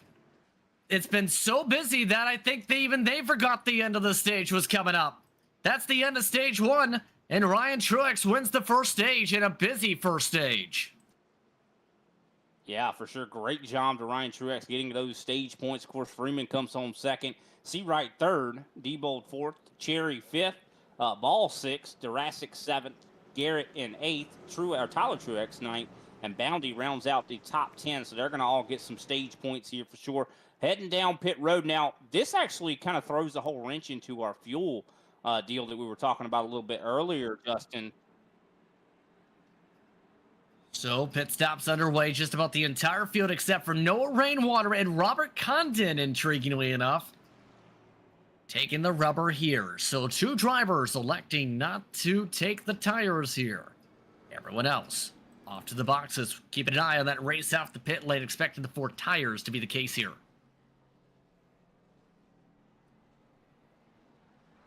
100%. I think we're going to take a quick commercial break. Of course, we definitely want to give everybody a shout out for watching here tonight as we watch this race off pit road. We'll be right back, ladies and gentlemen.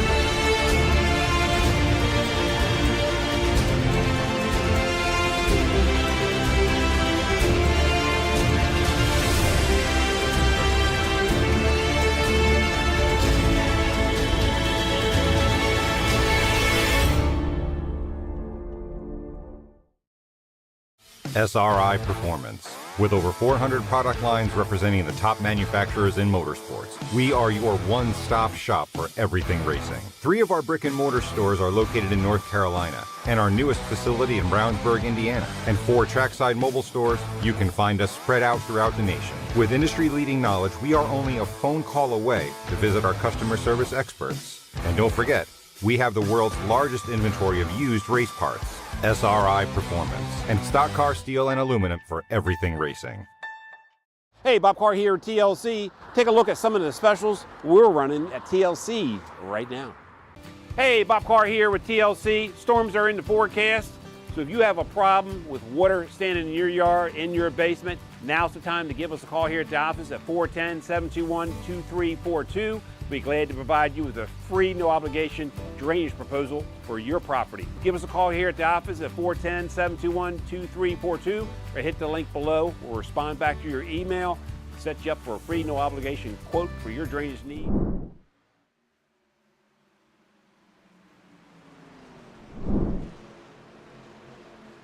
Back and away for the rock and roll at Richmond, presented by Our Production, starting stage 2. Yes, stages are on tonight for laps 20, just completed, and then lap 60 is confirmed now by race control. Ryan Truex, after the restart, back to the race lead very quickly over James Seawright. Diebold, Ball, Jurassic now your top 5. Yeah, what an insane battle we're already seeing here. I do believe we see the 0-3 of Tomlinson side by side with Formosa. Of course, they're battling for that 9th position. Here comes Burleson to the inside of Montgomery. So a lot of battling back here deep in the pack. Now, the reason Freeman is all the way deep in the pack, he picked up damage towards the end of the stage, took the time to fix the right front fender. He's back in 22nd after dominating the short run early. Now, speaking of that, a lot of smoke nearby them, in fact. Lee inside, being passed by Freeman. Yeah, I mean, I understand wanting to fix that. Trouble in front. Montgomery, caution flag is out. 3 cars involved in the incident out of turn 4, hence the trigger. Burleson involved. Gosselin also in the vicinity.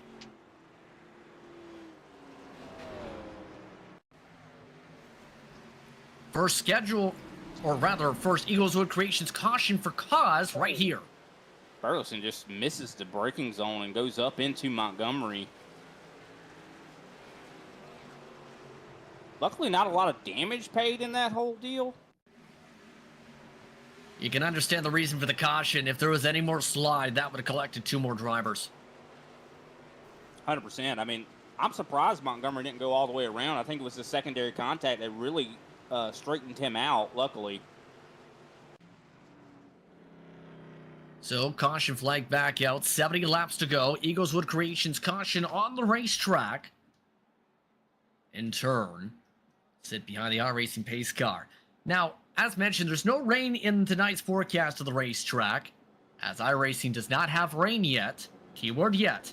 But there is in the back in TLC's territories. If storms and showers leave your backyard flooded and no fun, give your yard a little TLC. 100% money back, guaranteed drainage solution for your home. With nearly 40 years of experience, TLC has the experience this summer. The waterway and let your family play. Call 888-PICK-TLC for more information. McCrary and half electing to take damage repair to this caution. Burleson given cause for caution. Ryan Truex looking to do Ryan Truex things once more.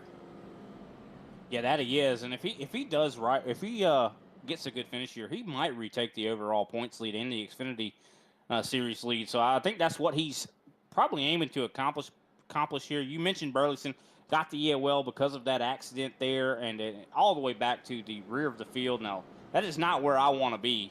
Now we talked about as well about the stages. That really changes absolutely everything here, Justin. We talked about that 66 lap fuel window. That's not going to be something these guys are really even going to consider anymore. Because, I mean, they'll be able to come down pit road after the conclusion of stage 2, and I think that really ramps up the intensity for that final stage, wouldn't you say? Ramps up the intensity, especially taking the fuel part of the equation out. Doesn't take the tire equation out, of course, though, because of the abundance of tires available in the pit lane here tonight. Technically, with the amount of tires left, you can pit in both stages comfortably, compared to some other tracks this year where you only can take the tires in one of the stages. Yeah, that's definitely a very good point. Now, one thing about short tracks, though, especially a 0.75 mile track, if you're back, outside, I'd say, of the top 20, top 15, and you pit under a caution, there is still a possibility, if you stay down pit road too long, maybe fixing damage, that you go a lap down. Gonna see how this all plays out here tonight. Ryan Truex still up in the race lead here tonight. Let's see, right, Debo Ball, the top 4. What a rise from Ball, from being stuck in traffic to being outside second row for this restart. Ryan Truex the Munstow is getting ready, by the way, to race at Darlington Raceway. It just so happens. Looking to try and get a win to start off the week before heading to Darlington. Green, green, green, back and away. Yeah, Darlington, the track too tough to tame. That's a home track for me. And look at that Ball having a little bit of issues here. Sideways. Oh, and he hits the outside wall hard. Front end is gone off that race car. And the Ball rolls down the hill. The caution is out. Grant and several more slam on in. Eagleswood Creations caution flag, and plenty of drivers no longer have front noses.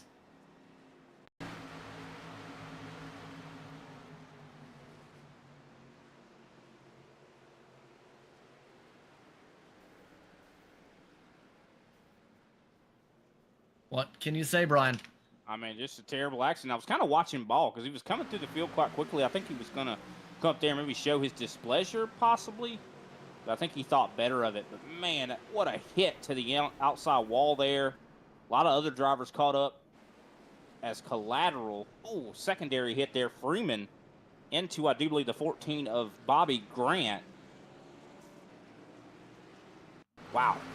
That was a heck of a hit. Violent wreck. I think that was probably the biggest wreck we've seen thus far tonight.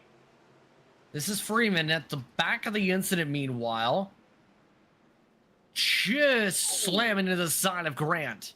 He almost had it missed, too. He was really good on the brakes, avoiding cars that were slowing down in front of him, but I don't think he saw Grant. I'd like to even maybe take a look through the cockpit there and possibly see what he saw. Freeman. We'll see if we can take a glance towards that, but Bobby Grant is the only driver for the incident with mandatory repairs. He's now out of the race to the TLC Garage Works garage area. Here's a look from Freeman. Because he had good wreck avoidance here. I just don't think he saw Grant. Yeah, I mean, he saw him at the last second. There was no way he was going to see that 14 sideways in front of him there. So as a result there, at least 5+ drivers involved. Freeman just barely going to lose the lap. Ryan Truex still holding on to the point up at the front. Yeah, that was the most violent crash we've seen thus far here tonight. I don't think we've seen the last on violent crashes, though. Look at Sean Bounty, though. Of course, he does.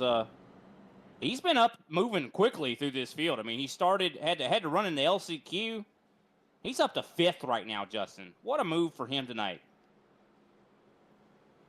What a move through the pack indeed, coming from the Consi earlier this evening. But now looking to try and continue to pluck through the field as the one-to-go signal's already on the racetrack. Quickly making her way through this second stage of action so far. For those curious, just double check this. No throwbacks announced yet for Ryan Truex's scheme. Martin Truex Jr., though, is throwing back to a paint scheme from 2017. So, a throwback to a car from 7 years ago at best. Makes me feel old, that's for sure. TLC restart zone. Pace car is off with Benny. Green, green, green. Ryan Truex hits the gas. James Seawright slow on the gas as the battle's on for second. Yeah, great restart there. Diebold going to take advantage of Seawright not getting to the gas quick enough. But we've seen that middle top line really working. Look at Matt Garrett. He's looking really strong as well here. Garrett involved in the last caution with some of the bumping. Trouble. Sherrick spun around. No caution. We stay green. Sherrick stays up on the banking. Tell you what, Sherrick has just had a lot of bad luck the last couple races. I mean, he's been one of the front runners, has been up at the top 5 in several races we had this season, but unfortunately, he's just had a bad string of bad luck here recently. Ryan Truex, meanwhile, still holding on. Let's take a look what happened here. Again, no caution. Only 2 cars involved in the incident. Oh, contact there to 71 of Gosling gets into him. Look at the wreck avoidance for a lot of those other drivers. They didn't barely have a room to stay too wide like they did, but they were able to make it by Sherrick without further contact. So looking to the front, though, Seawright knocking on the doorstep. Looking to sing his way alongside Ryan Truex. Still not able to build up the run quite yet. They pulled away, though, by half a second. Also seeing some battling further back here. McConey possibly trying to get underneath Robert Condon. Not quite able to get there as they're kind of stuck all behind Matt Cherry. Cherry amongst those with some of the damage from some of the checkups. A 10th off the pace from earlier. Some of these drivers, keep in mind, have been bumped and banged through so far. We've definitely seen a lot of rocking, I guess you could say. Well, definitely a lot of damage out there on these race cars. I think the only people that don't have a lot of damage is probably our front runners. Side by side, though, we believe that's Freeman trying to get back into this thing. He's side by side with Burleson at the moment. Of course, Freeman earlier did not have a front end, but looks like he's back into it. I think they glued that thing on. Oh, and near contact trying to clear off Burleson. Burleson backing up in turn. Back to the 17th spot. Freeman back to 16th. Back up to the front, though. Seawright really putting a lot of pressure on that 56 right now. He is all over the back bumper right now. I think he's going to want Truex looking his back in his mirror. But knowing the professionalism that a real-life driver like Ryan Truex has, I don't think he's going to really fall for it. But then again, I mean, like you said, Seawright is a world or national, one of the best kart racers, is that right? Go-karts. I mean, that you can't look down on that. I mean, that's still a lot of experience that he has. Winter Haven, Florida driver, looking still to keep things forward here. Hearing technical warnings given to Justin Gosselin, meanwhile, his teammate, in fact, to Seawright. So, Gosselin warned for technical issues throughout the action. Race control keeping an eye on the 71 as the night progresses. Still keep an eye up towards the front here, coming up to halfway in the race. D-Bolt, closest he's been to the top 2 here. Tell you what, Jurassic is also looking very impressive as well right now, sitting in that 6th place position. He is all over Bounty right now. He keeps taking more of a diamond line, but he opens the door a little bit here for Tyler Truex. Truex almost able to get underneath him. Tyler Truex, significant damage on that car. Despite the damage, Tyler Truex is driving that car very quick. In fact, he's as quick as Ryan Truex, despite the smashed car. Speaking of smashing, You know, one thing, though, Justin, I mean, especially at tracks like this, sometimes damage can actually help your car. I mean, we've seen that time and time again in real life and on the sim. I mean, I kind of pull back, I think, to Dale Jr. at Martinsville when he took off the one of the fronts of his race car, and it actually allowed the cooling on the brakes to, it actually cooled the brakes down a little bit more. I don't know if that really applies to the sim, but still, if you get damage on it, it could actually make that car handle better. top 3 starting to build a buffer because 4th is on, nearly to the wall is Garrett. Bounty inside, 10 to go in the stage. Bounty to 4th, side by side for 2nd. Here comes D-Bolt making his move on C-Right. Yeah, I'm definitely watching right here. Jurassic and Matt Garrett, they could end up having some contact here. They got checked up quite a bit, but D-Bolt fighting for 2nd, trying to get every stage point he possibly can. He has the right line. I mean, the bottom line has been the strong and dominant line of the night. But then again, we have seen as the track has cooled that the middle groove seems to be the place to be. We'll have to wait and see how that works out. I mean, Debo wouldn't get underneath him if he wasn't faster. And it looks like he gets clear. Maybe a crossover. You see C-Right thinking about it. I think he's going to get underneath him. He wants that 2nd spot. Inside for the spot. D-Bolt with a major squeeze in, trying to force C-Right to lift, nearly spun around. He still holds on to it. D-Bolt fully to 2nd. That was a game of chicken right there. I mean, I'll tell you, D-Bolt was not trying to give him any room. Problems for Garrett, heavy into the wall there. That's behind your top grouping now. Garrett now under attack. Tyler Truex, Jurassic, amongst those pouncing and quick. And Garrett, significant damage to the left and right sides now. Yeah, he lost a couple spots as a result. Definitely see that. I think that truck or that car is hurt. So as a result, Garrett dropping all the way back to 7th. Tomlinson up to the 8th spot in the midst of this, looking up to D-Bolt. Coming to 5 to go now on the stage. D-Bolt right now a couple hundreds quicker than Ryan Truex. Lap traffic is ahead of the leader though. Montgomery, the first lap car of the entire race in front of Ryan Truex with a break. Yeah, we have not seen lap traffic really impact this race very much. But Montgomery desperate to not go a lap down. Looks like he does finally relent. And of course, that did impact also the lap time of Ryan Truex. You see, D-Bolt last time by was a 10th quicker. Now, how does this impact D-Bolt though? Yeah, it's a lot easier to let 2nd place go.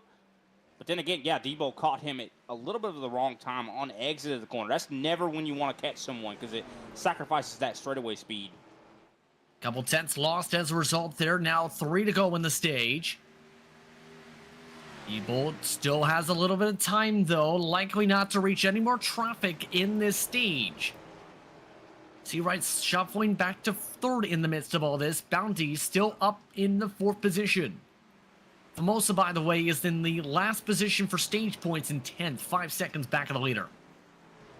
It's such a lot of different lap times going on right here. I mean, a lot of drivers seem like they're not doing as well in this longer run. Lap times on the left side of your screen right there for reference to the 2nd decimal point. Yeah, D-Bolt's actually coming in quick on Ryan Truex, passing all around Montgomery in front of this battle too. Speaking of battles, coming up to the final lap, in fact, the final lap of the stage, Ryan Truex trying to hold on for one more time around. D-Bolt is so good on the long run, and he's been good. Caution. Uh-oh. And that's the stage. They've called the stage there. That is it for Ryan Truex over Roger D-Bolt. Yeah, Diebold, of course, almost was able to get there, looking really good on the long run there. But Ryan Truex able to eke out yet another stage victory. Of course, Diebold finishing second, Seawright third, Bounty fourth, Tyler Truex in fifth, Jurassic sixth, Garrett seventh, Tomlinson in eighth, Cherry ninth. Formosa rounds out the top 10. Of course, they're going to get some stage points, much needed here. We'll take a break. Under 40 to go from Richmond.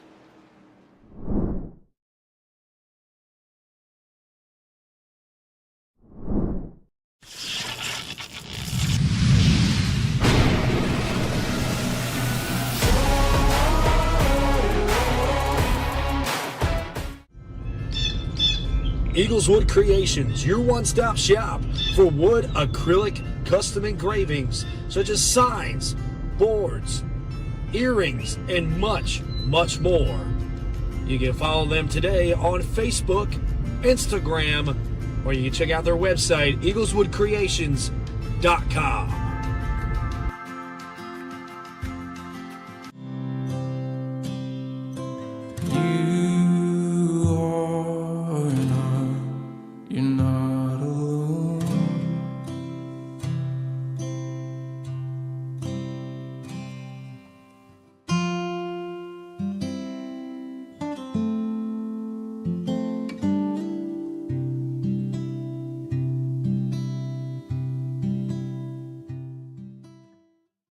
Hey homeowners, you going to drag your hose through the yard in 2023? There's a better way to water your lawn. TLC Incorporated has been installing custom and professional underground lawn sprinkler systems for over 38 years. Our team would be happy to come out to your property at your convenience and provide you with a free, no obligation quote for a new custom underground lawn sprinkler system for your home. No more dragging the hose. No more dry and dusty patches in your yard. Our smart lawn sprinkler systems will efficiently provide water to your lawn all season long with a healthy green grass from your front yard to your back. Click the blue Learn More button below and the team at TLC can start building the perfect lawn sprinkler system for your home right away.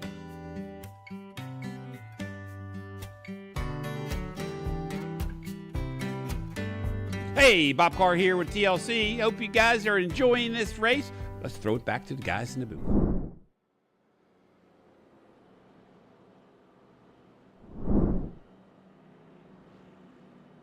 Welcome back to tonight's coverage of the Rock and Roll at Richmond, presented by RO Productions.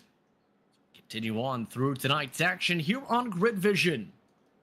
Ryan Truex leading the way still. 42 of the 63 laps led, going its way. Diebold, Bounty, Jurassic, your top four. Tyler Truex, Matt Cherry, James Seawright dropping to 7th after losing lots of time in the pit sequence. With Tomlinson, Formosa, Goswin now your top 10. Brian, so far, so strong for Ryan Truex, but Diebold was coming right before the end of that stage. Yeah, I think that's definitely something very important to note. I think Diebold has a stronger long run for sure right now. I think that he's just, and it's been all season that he's had that strength. But unfortunately, a lot of times it doesn't seem to work out for him, just considering he always gets caught up in something. But I think he could be in prime position to possibly get a win here tonight. So we'll see how these drivers play out as we continue on throughout the night. For those curious, your highest running throwback style scheme is Diebold in 2nd. Your highest running musical themed car is Tomlinson in 8th. The Jimi Hendrix paint scheme. 35 to go. Let's rock and roll once more from the TLC restart zone to the green flag. And of course, we have 35 laps to go here. Great restart there from Ryan Truex. Diebold starting to be under pressure from Sean Boundy, who has been, I think, the biggest mover thus far here tonight. But it looks like Boundy not able to get the run he needed. Oh, and Tyler Truex nearly runs him down to the inside. That was at the help of James Seawright. One more driver nearly slides into the grass and Daniel Huff. They still battling out hard up to the top. Cherry. Bounty looking to run away from all this. I think I saw Gosselin dragging across the front stretch wall. Still side by side, though, Tyler Truex and Matt Cherry. Looks like Truex might be able to get it done here. Oh, a little bit of a wiggle off of turn 4, and that's going to give the advantage to Cherry. More contact with the outside wall. These guys are making really good friends with that wall. Lots of paint being scraped off these cars. That was C-Right in that case. Tyler Truex with a squeeze, trying to push Cherry up. Cherry with the squeeze back nearly to the door. Ryan Truex sliding back, Tyler sliding now, and he holds on. Here comes C-Right outside. These guys are not getting... Oh! I think Tyler Truex did not appreciate the way that Matt Cherry was racing him. I don't think this is over yet. Tomlinson almost gets into the back of the 69. I think he did a little bit there. C-Right holding on to it. Here comes Tyler. Now to the outside on all this. Gosselin trying to take advantage of all the damaged race cars. We are seeing a whole lot of short track tempers starting to show up here. Gosselin, or I'm sure Tomlinson, I'm sorry, missed the braking zone, almost turned Gosselin there. Gosselin looking to be on it from that outside groove. Tomlinson preferring the bottom. 30 laps to go as temper. Yeah, tempers are definitely starting to flare. Hopefully we don't see any punches thrown like last Sunday's race. Still looking to battle it out here. Cherry still doing a solid job all night long. He's been in contention of the top 10 much of the evening for Next Level Motorsports. Oh, he has shown significant speed. He has really looked good at every race we've really seen him in that involved a short track. I think this guy has a lot of short track talent. Meanwhile, looking at the lead train, Ryan Truex, he's been saving a fair bit. Diebold starting to reach his way to the back bumper of Ryan Truex, though. Starting to look a little bit antsy here. 100%. Oh, make that 100% antsy. Here he goes for the lead. This could be the move of the race. This could be exactly what Diebold needs to do. If he can get by Ryan Truex, this could set him up for possible victory. Also, if they keep racing side by side, it also could set up as well Bounty, but it looks like Diebold overdrove a little bit there, and unfortunately is going to lose that opportunity. I was about to say, it almost seems Ryan Truex is trying to save the tires, back up the corners, force everyone to try to get around him. Almost like a late model. It's genius. It really is. I mean, these cars are hard to handle, and if you can force other guys into a mistake, make them set a trap for him. I think that's what he's kind of doing. He's almost setting a trap for him. He knows Diebold's really good on the long run. He wants to take that away from him by making him burn his stuff up more, by, dangling that carrot in front of him. Wouldn't you agree? I think so. Now, the thing is, too, if Bounty ends up getting alongside here, that absolutely helps Ryan here. Yeah, he wants those two guys to race each other. I mean, if they go side by side, he's going to be able to pull away and not even have to worry about this at all. Bounty already dropping back, though, in the midst of all this. 24 laps to go in the race. Top three currently separated by 0.6 of a second. Seeing a lot of battling throughout the pack still. Of course, the 46 of TJ Lee trying to work on Robert Condon, going side by side into turn 4 right now. Condon still trying to fight that race car. He's been fighting that 25 all night. He really has been. Still a nice night for him. Of course, anytime you can get a top 15 in this series, you're doing something right, because they're not easy to come by. I mean, you got to think of the talent level that is represented here in the Thunderclap series. Looks like C-Right getting by Tyler Truex. Truex, a little bit of a condition off the corner, but I think C-Right just got the wall as well. It's more so playing defense, but these drivers at the point they're fighting here, almost more so having a wrestling match with the cars more so than they are for the positions. Yeah. C-Right having to wrestle to avoid the wall. I mean, these cars are not go-karts, that's for sure. They are heavy. They do not want to cooperate. You're having to fight against the car more than you are the other drivers. And that's what makes it, when we come to tracks like this with this Xfinity car, what makes it so challenging 20 laps to go. Bounty still staying within reaching distance, but is now losing ground, even more so by about a 10th bar corner to try Ryan Truex and Roger Diebold. Yeah, these cars are so difficult to drive. They're almost like driving. You always hear, driving a brick, and that is what this car is. While it looks to be, you see there the previous time how close it was. Look at the difference this time. That's about currently about 4/100th plus being lost, and that accumulates over time to add to that interval in the midst of the corners. See, I think what really gives Ryan Truex the advantage right now is he has real life experience. He's been in this race car for real. He's had to deal with the weather. He's had to deal with the heat in the race car, and having some of the top drivers in the world driving right near him and be able to win a race and not fall, a lot of times when you're racing against guys like that, you can kind of break under that pressure. Pressure makes diamonds, or it busts pipes, as a good friend has always said to me.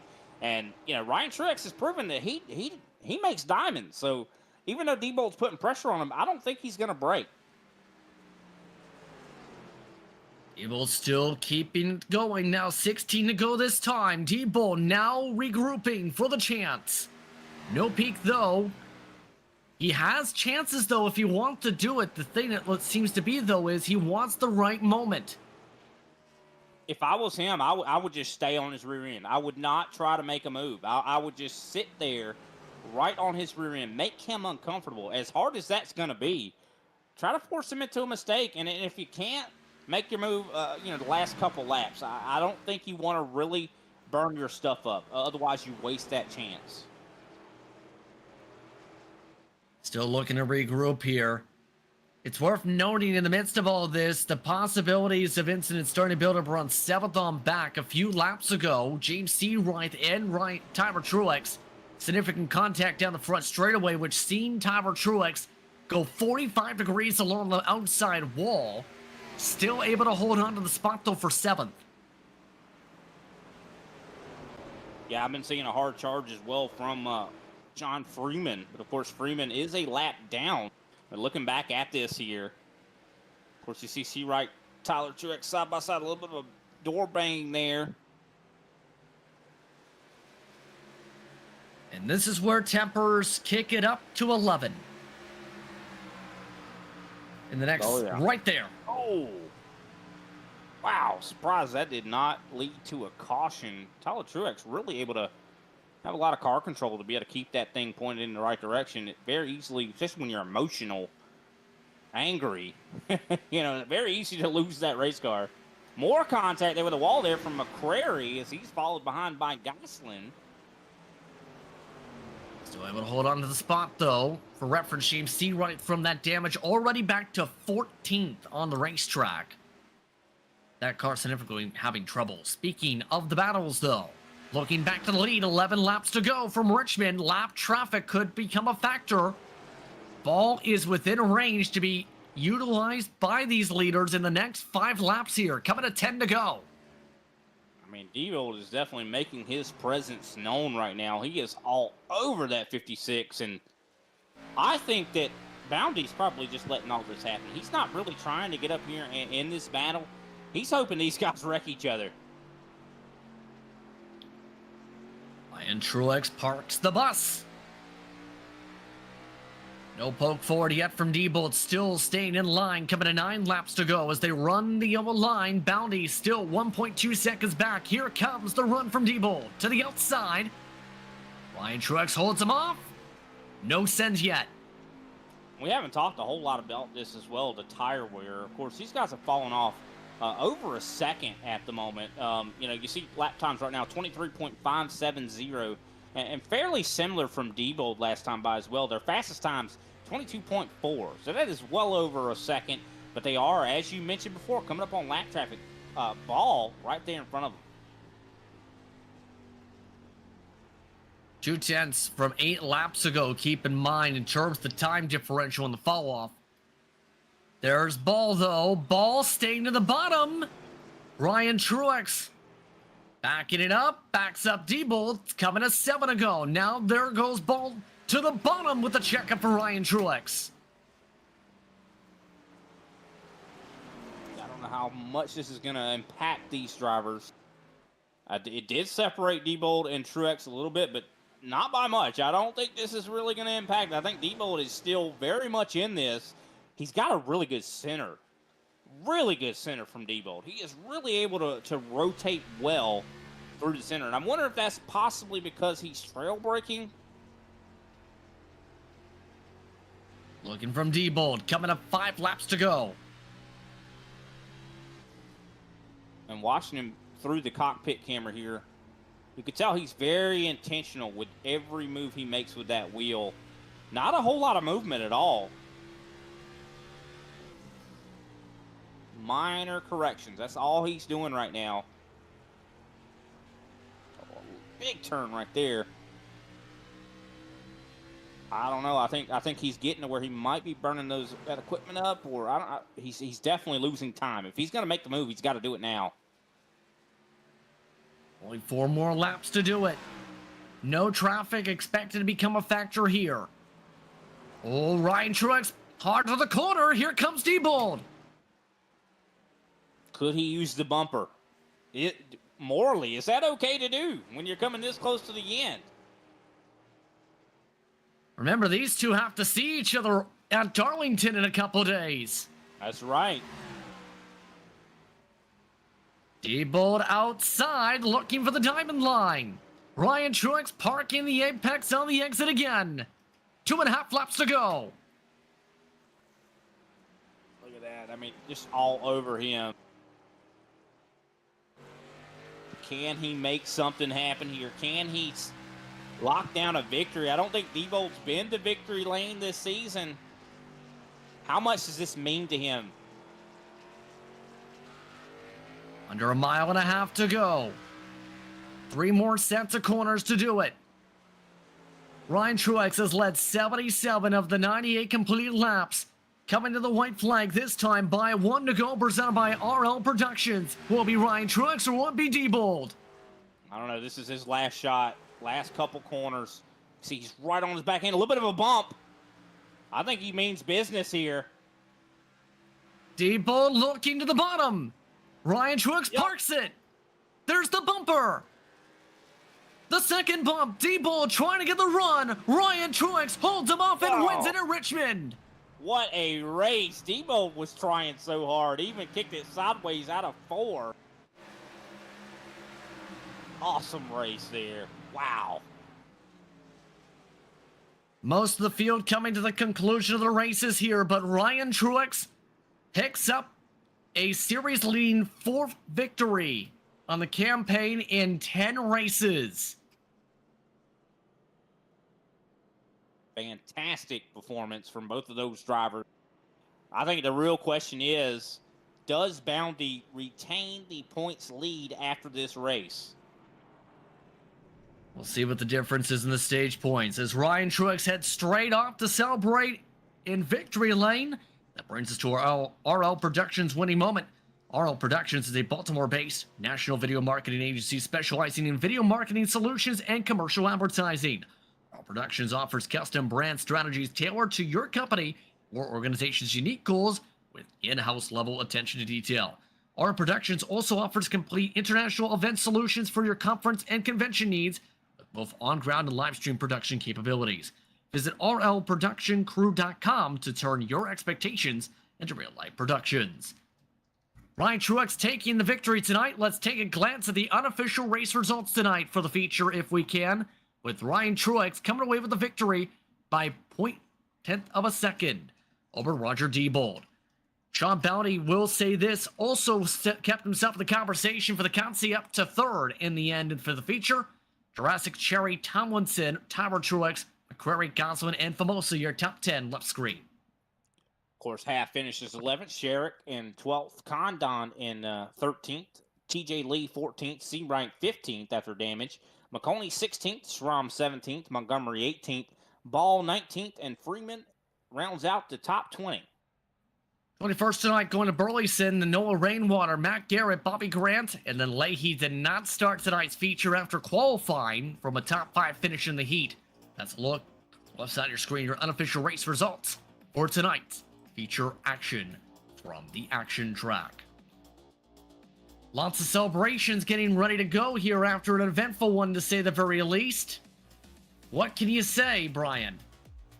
I mean, just a fantastic show. I mean, it was so enjoyable, and excellent job on the call as well, Justin. I mean, I'll tell you what, who brought it all to life was Austin Derbyshire behind the cameras. I mean, we had such great replays there for sure, and it was I'll tell you what, my heart rate was going crazy towards the end of that thing because I thought Debo was going to get it, and I can't wait to get the chance to talk with him.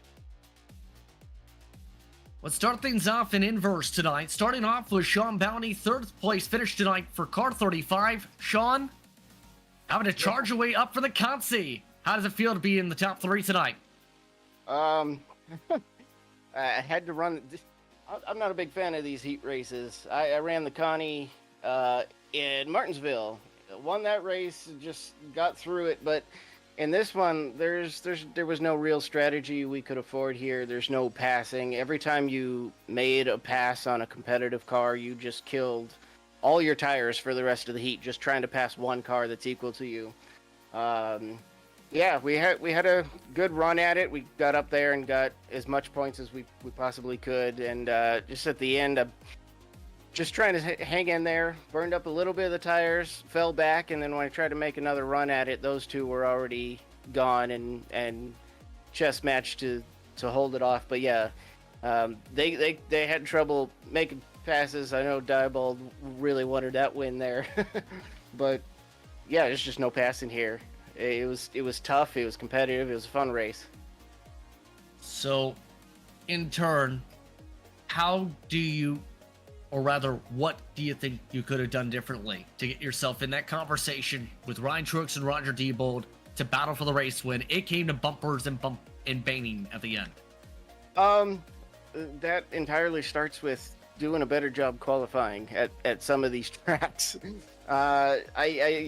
I have really great lap times for the most part, but as soon as qualifying hits, I'm deep in the field, got to run the Connie, keep getting knocked out of that, and then have to charge through my field at the short tracks. I mean, number one, I just need to do better at that, and take, if I'd start closer up front, then I wouldn't have to spend most of the race battling so many cars to get there and limit my opportunities. So with this eventful action here tonight, still a lot of focus heading towards that break in a couple weeks' time. It's actually North Wilkesboro up next. How does it feel with North Wilkesboro returning to action in the next week to be able to race in this series with the trucks there? I don't think I really have much of an opinion on it. I'm not totally tied to it. It's still a fairly new track for me. So we'll do our homework and just see what we got. Well, Sean, congrats on the top 3 tonight. Strong run from you from 16th starting spot. Yep. It's a hard-fought night. Thank you. Sean Bounty coming away with the top 3 tonight. Roger Diebold tried as hard as he might to get himself up for that race win. Instead, it's a second-place run for the 38. The RFK crew members with Brian. What a fantastic performance, Roger. I mean, man, I was hoping, I was actually praying and a little bit biased. I was like, man, he might have Ryan Truex. You seemed like you had the long run there. What do you think why was that? What were you doing differently, you think, that led to you having that prowess on the long run? Man, I don't know. Y'all in the booth call me the king of the long run. I guess that's my thing now. But no, I don't know. I just we did some testing last night with Clapper and a few other folks, and watching people go out and just bonsai, trying to turn his best qualifying laps, and then when they would try to run as hard as they could, I was watching how much they would fall off. So in my mind, I just picked a lap time that was probably 3/10, 4/10 slower than what my, what I could run my fastest, and just tried to hit that number. So my fall off would be less than everybody else. Like in Days of Thunder there, he goes, quit driving it so hard. And he goes, he's not, everybody else is going slower. So that's kind of the mentality I was looking at it. And I know this place is tough on tires, so just trying to ride the rears there and keep the heat and the pressure off the right front. And I mean, it wasn't for lack of trying, man. I gave him a couple shots there in the bumper, but he's too good, man. These pros, I talked to him in the waiting room, and he said, yeah, I was anticipating it. He goes, I thought you were going to sail it in and just send me up the racetrack. And I said, nah, man, I got too much respect for you for that, man. So I'd hope you wouldn't do the same to me if the roles were reversed. And that's I try to race people that way. I try to think about if the roles were reversed, how would I want them to race me? So hopefully, when one of these days when I'm leading him, he'll remember. Yeah, hopefully that is the case for sure. Of course, the golden rule: do unto others if you as have them do unto you. But great job today, though, for sure. I know you've had good finishes this season, but you've had a lot of bad luck. And we talk about you being really good at the long run, but you always find yourself, involved in some accidents. But tonight, it seemed like it just went as well as it possibly could have. Of course, you could have ended up in victory lane, but still second place to a real-life driver who is a, confirmed Xfinity real-life winner. I mean, how does that feel for you? That's pretty good. I mean, it's making me happy just being able to run around, and that's why I wasn't too antsy to try to drive around him and try to move him and make all these moves. It was mainly, this guy is the pro, so I want to get better myself. So I'm going to kind of shadow him and watch what he does and try to learn not only what he's doing to try to set up a pass, but just what he's doing and why is he so fast at all these tracks. So that's kind of why it's just riding around behind him, and may have waited too long, may not have bumped him hard enough, but we'll take the P2 and a ton of stage points and try to do better next time, I guess. Well, hey, you did an excellent job. You definitely earned a lot of people's respect here tonight, Roger. Of course, North Wilkesboro coming up, and of course, the truck. So a little bit of a different race car, but still short track nonetheless. How you feeling about that? I mean, I don't know. I'm really gonna have to practice that one because that's kind of unfamiliar territory there. So hopefully, man, we do pretty good. I've ran there before in those cars, so it's just gonna be get back in there, see what's changed with updates and whatnot, and I mean, just try to be in there for the long run and save the tires the best I can. I know that place is wore out, but in real life it got a fresh makeover, and we'll be headed there in real life here pretty soon. So I'm really excited to go see that place that's been kind of off the grid since I've been in the sport, so it'll be really cool. Well, we definitely as well wish you the best of luck for working for RFK. Of course, you guys have really turned that team around. I know last season you guys weren't doing as well, but this season definitely has lit a fire underneath you guys for sure. Definitely wish you the best of luck. Who can give a shout out to before we let you get back to it or get out of here and go celebrate your second place? Just give a shout out to my teammates. I know I believe we all and our affiliates made it into the main there. Shout out to my folks watching and all the people watching, and give a shout out to the podcast that me and Justin Clapper do. It's called Over the Wall, and we normally release it either Mondays or Tuesdays, and just talks about real life racing, and then we talk about the league and iRacing and stuff like that. So give a shout out to the Pool Jerks back home. It's family and family friends. We all clean swimming pools during the week, so I told them if I made the booth, I'd give them a shout out. So yeah, I think that's it. All right. Well, thanks for your time, Roger, and hopefully we'll see you next week at North Wilkesboro, man. We'll see you later, and like I said, good luck this week at Darlington with RFK. Thanks, guys. Appreciate it. That was Roger Diebold, of course, Diebold, I should say. Great job for his third place finish. Justin is going to be standing by with Ryan Truex, our winner. Yes, indeed, Ryan, and was just looking over at the Thunderclap Discord. The response you had in the midst of that interview, by the way, with Diebold, was that for those who do not know, there's a scene in the movie Airplane when they're trying to land the plane and the pilot in turn is covered in sweat. How was that like from your perspective? Yeah, it was a fun race. Yeah, Roger was just putting enough pressure on me to burn my tires up, and I was trying to, just manage that gap a little bit, but ended up just killing my right front, and I was waiting for the bumper. He gave it to me on the last lap there, but it kind of just pushed me away from him and gave me enough of a buffer into 3 where I could drive in there and get a little bit of a gap on him. But yeah, it was a fun race. Yeah, a lot of the discussion Roger had just prior to that with Brian, in fact, was the respect he had for you, that he was mentioning that he said to you. Yeah. I mean, I try to race everybody with respect on here, and definitely don't want to use the bumper up, if I don't have to. But yeah, I mean, it's short track racing, and he definitely was faster than me at the end, so I wasn't gonna be upset about it. He was definitely faster. It was really hard to pass. It was hard to clear somebody on the bottom. You could kind of get around people on the top, but it felt like you just burn your tires up doing it. So it's kind of just a matter of keeping track position and taking care of him. But yeah, he had it figured out there at the end for sure.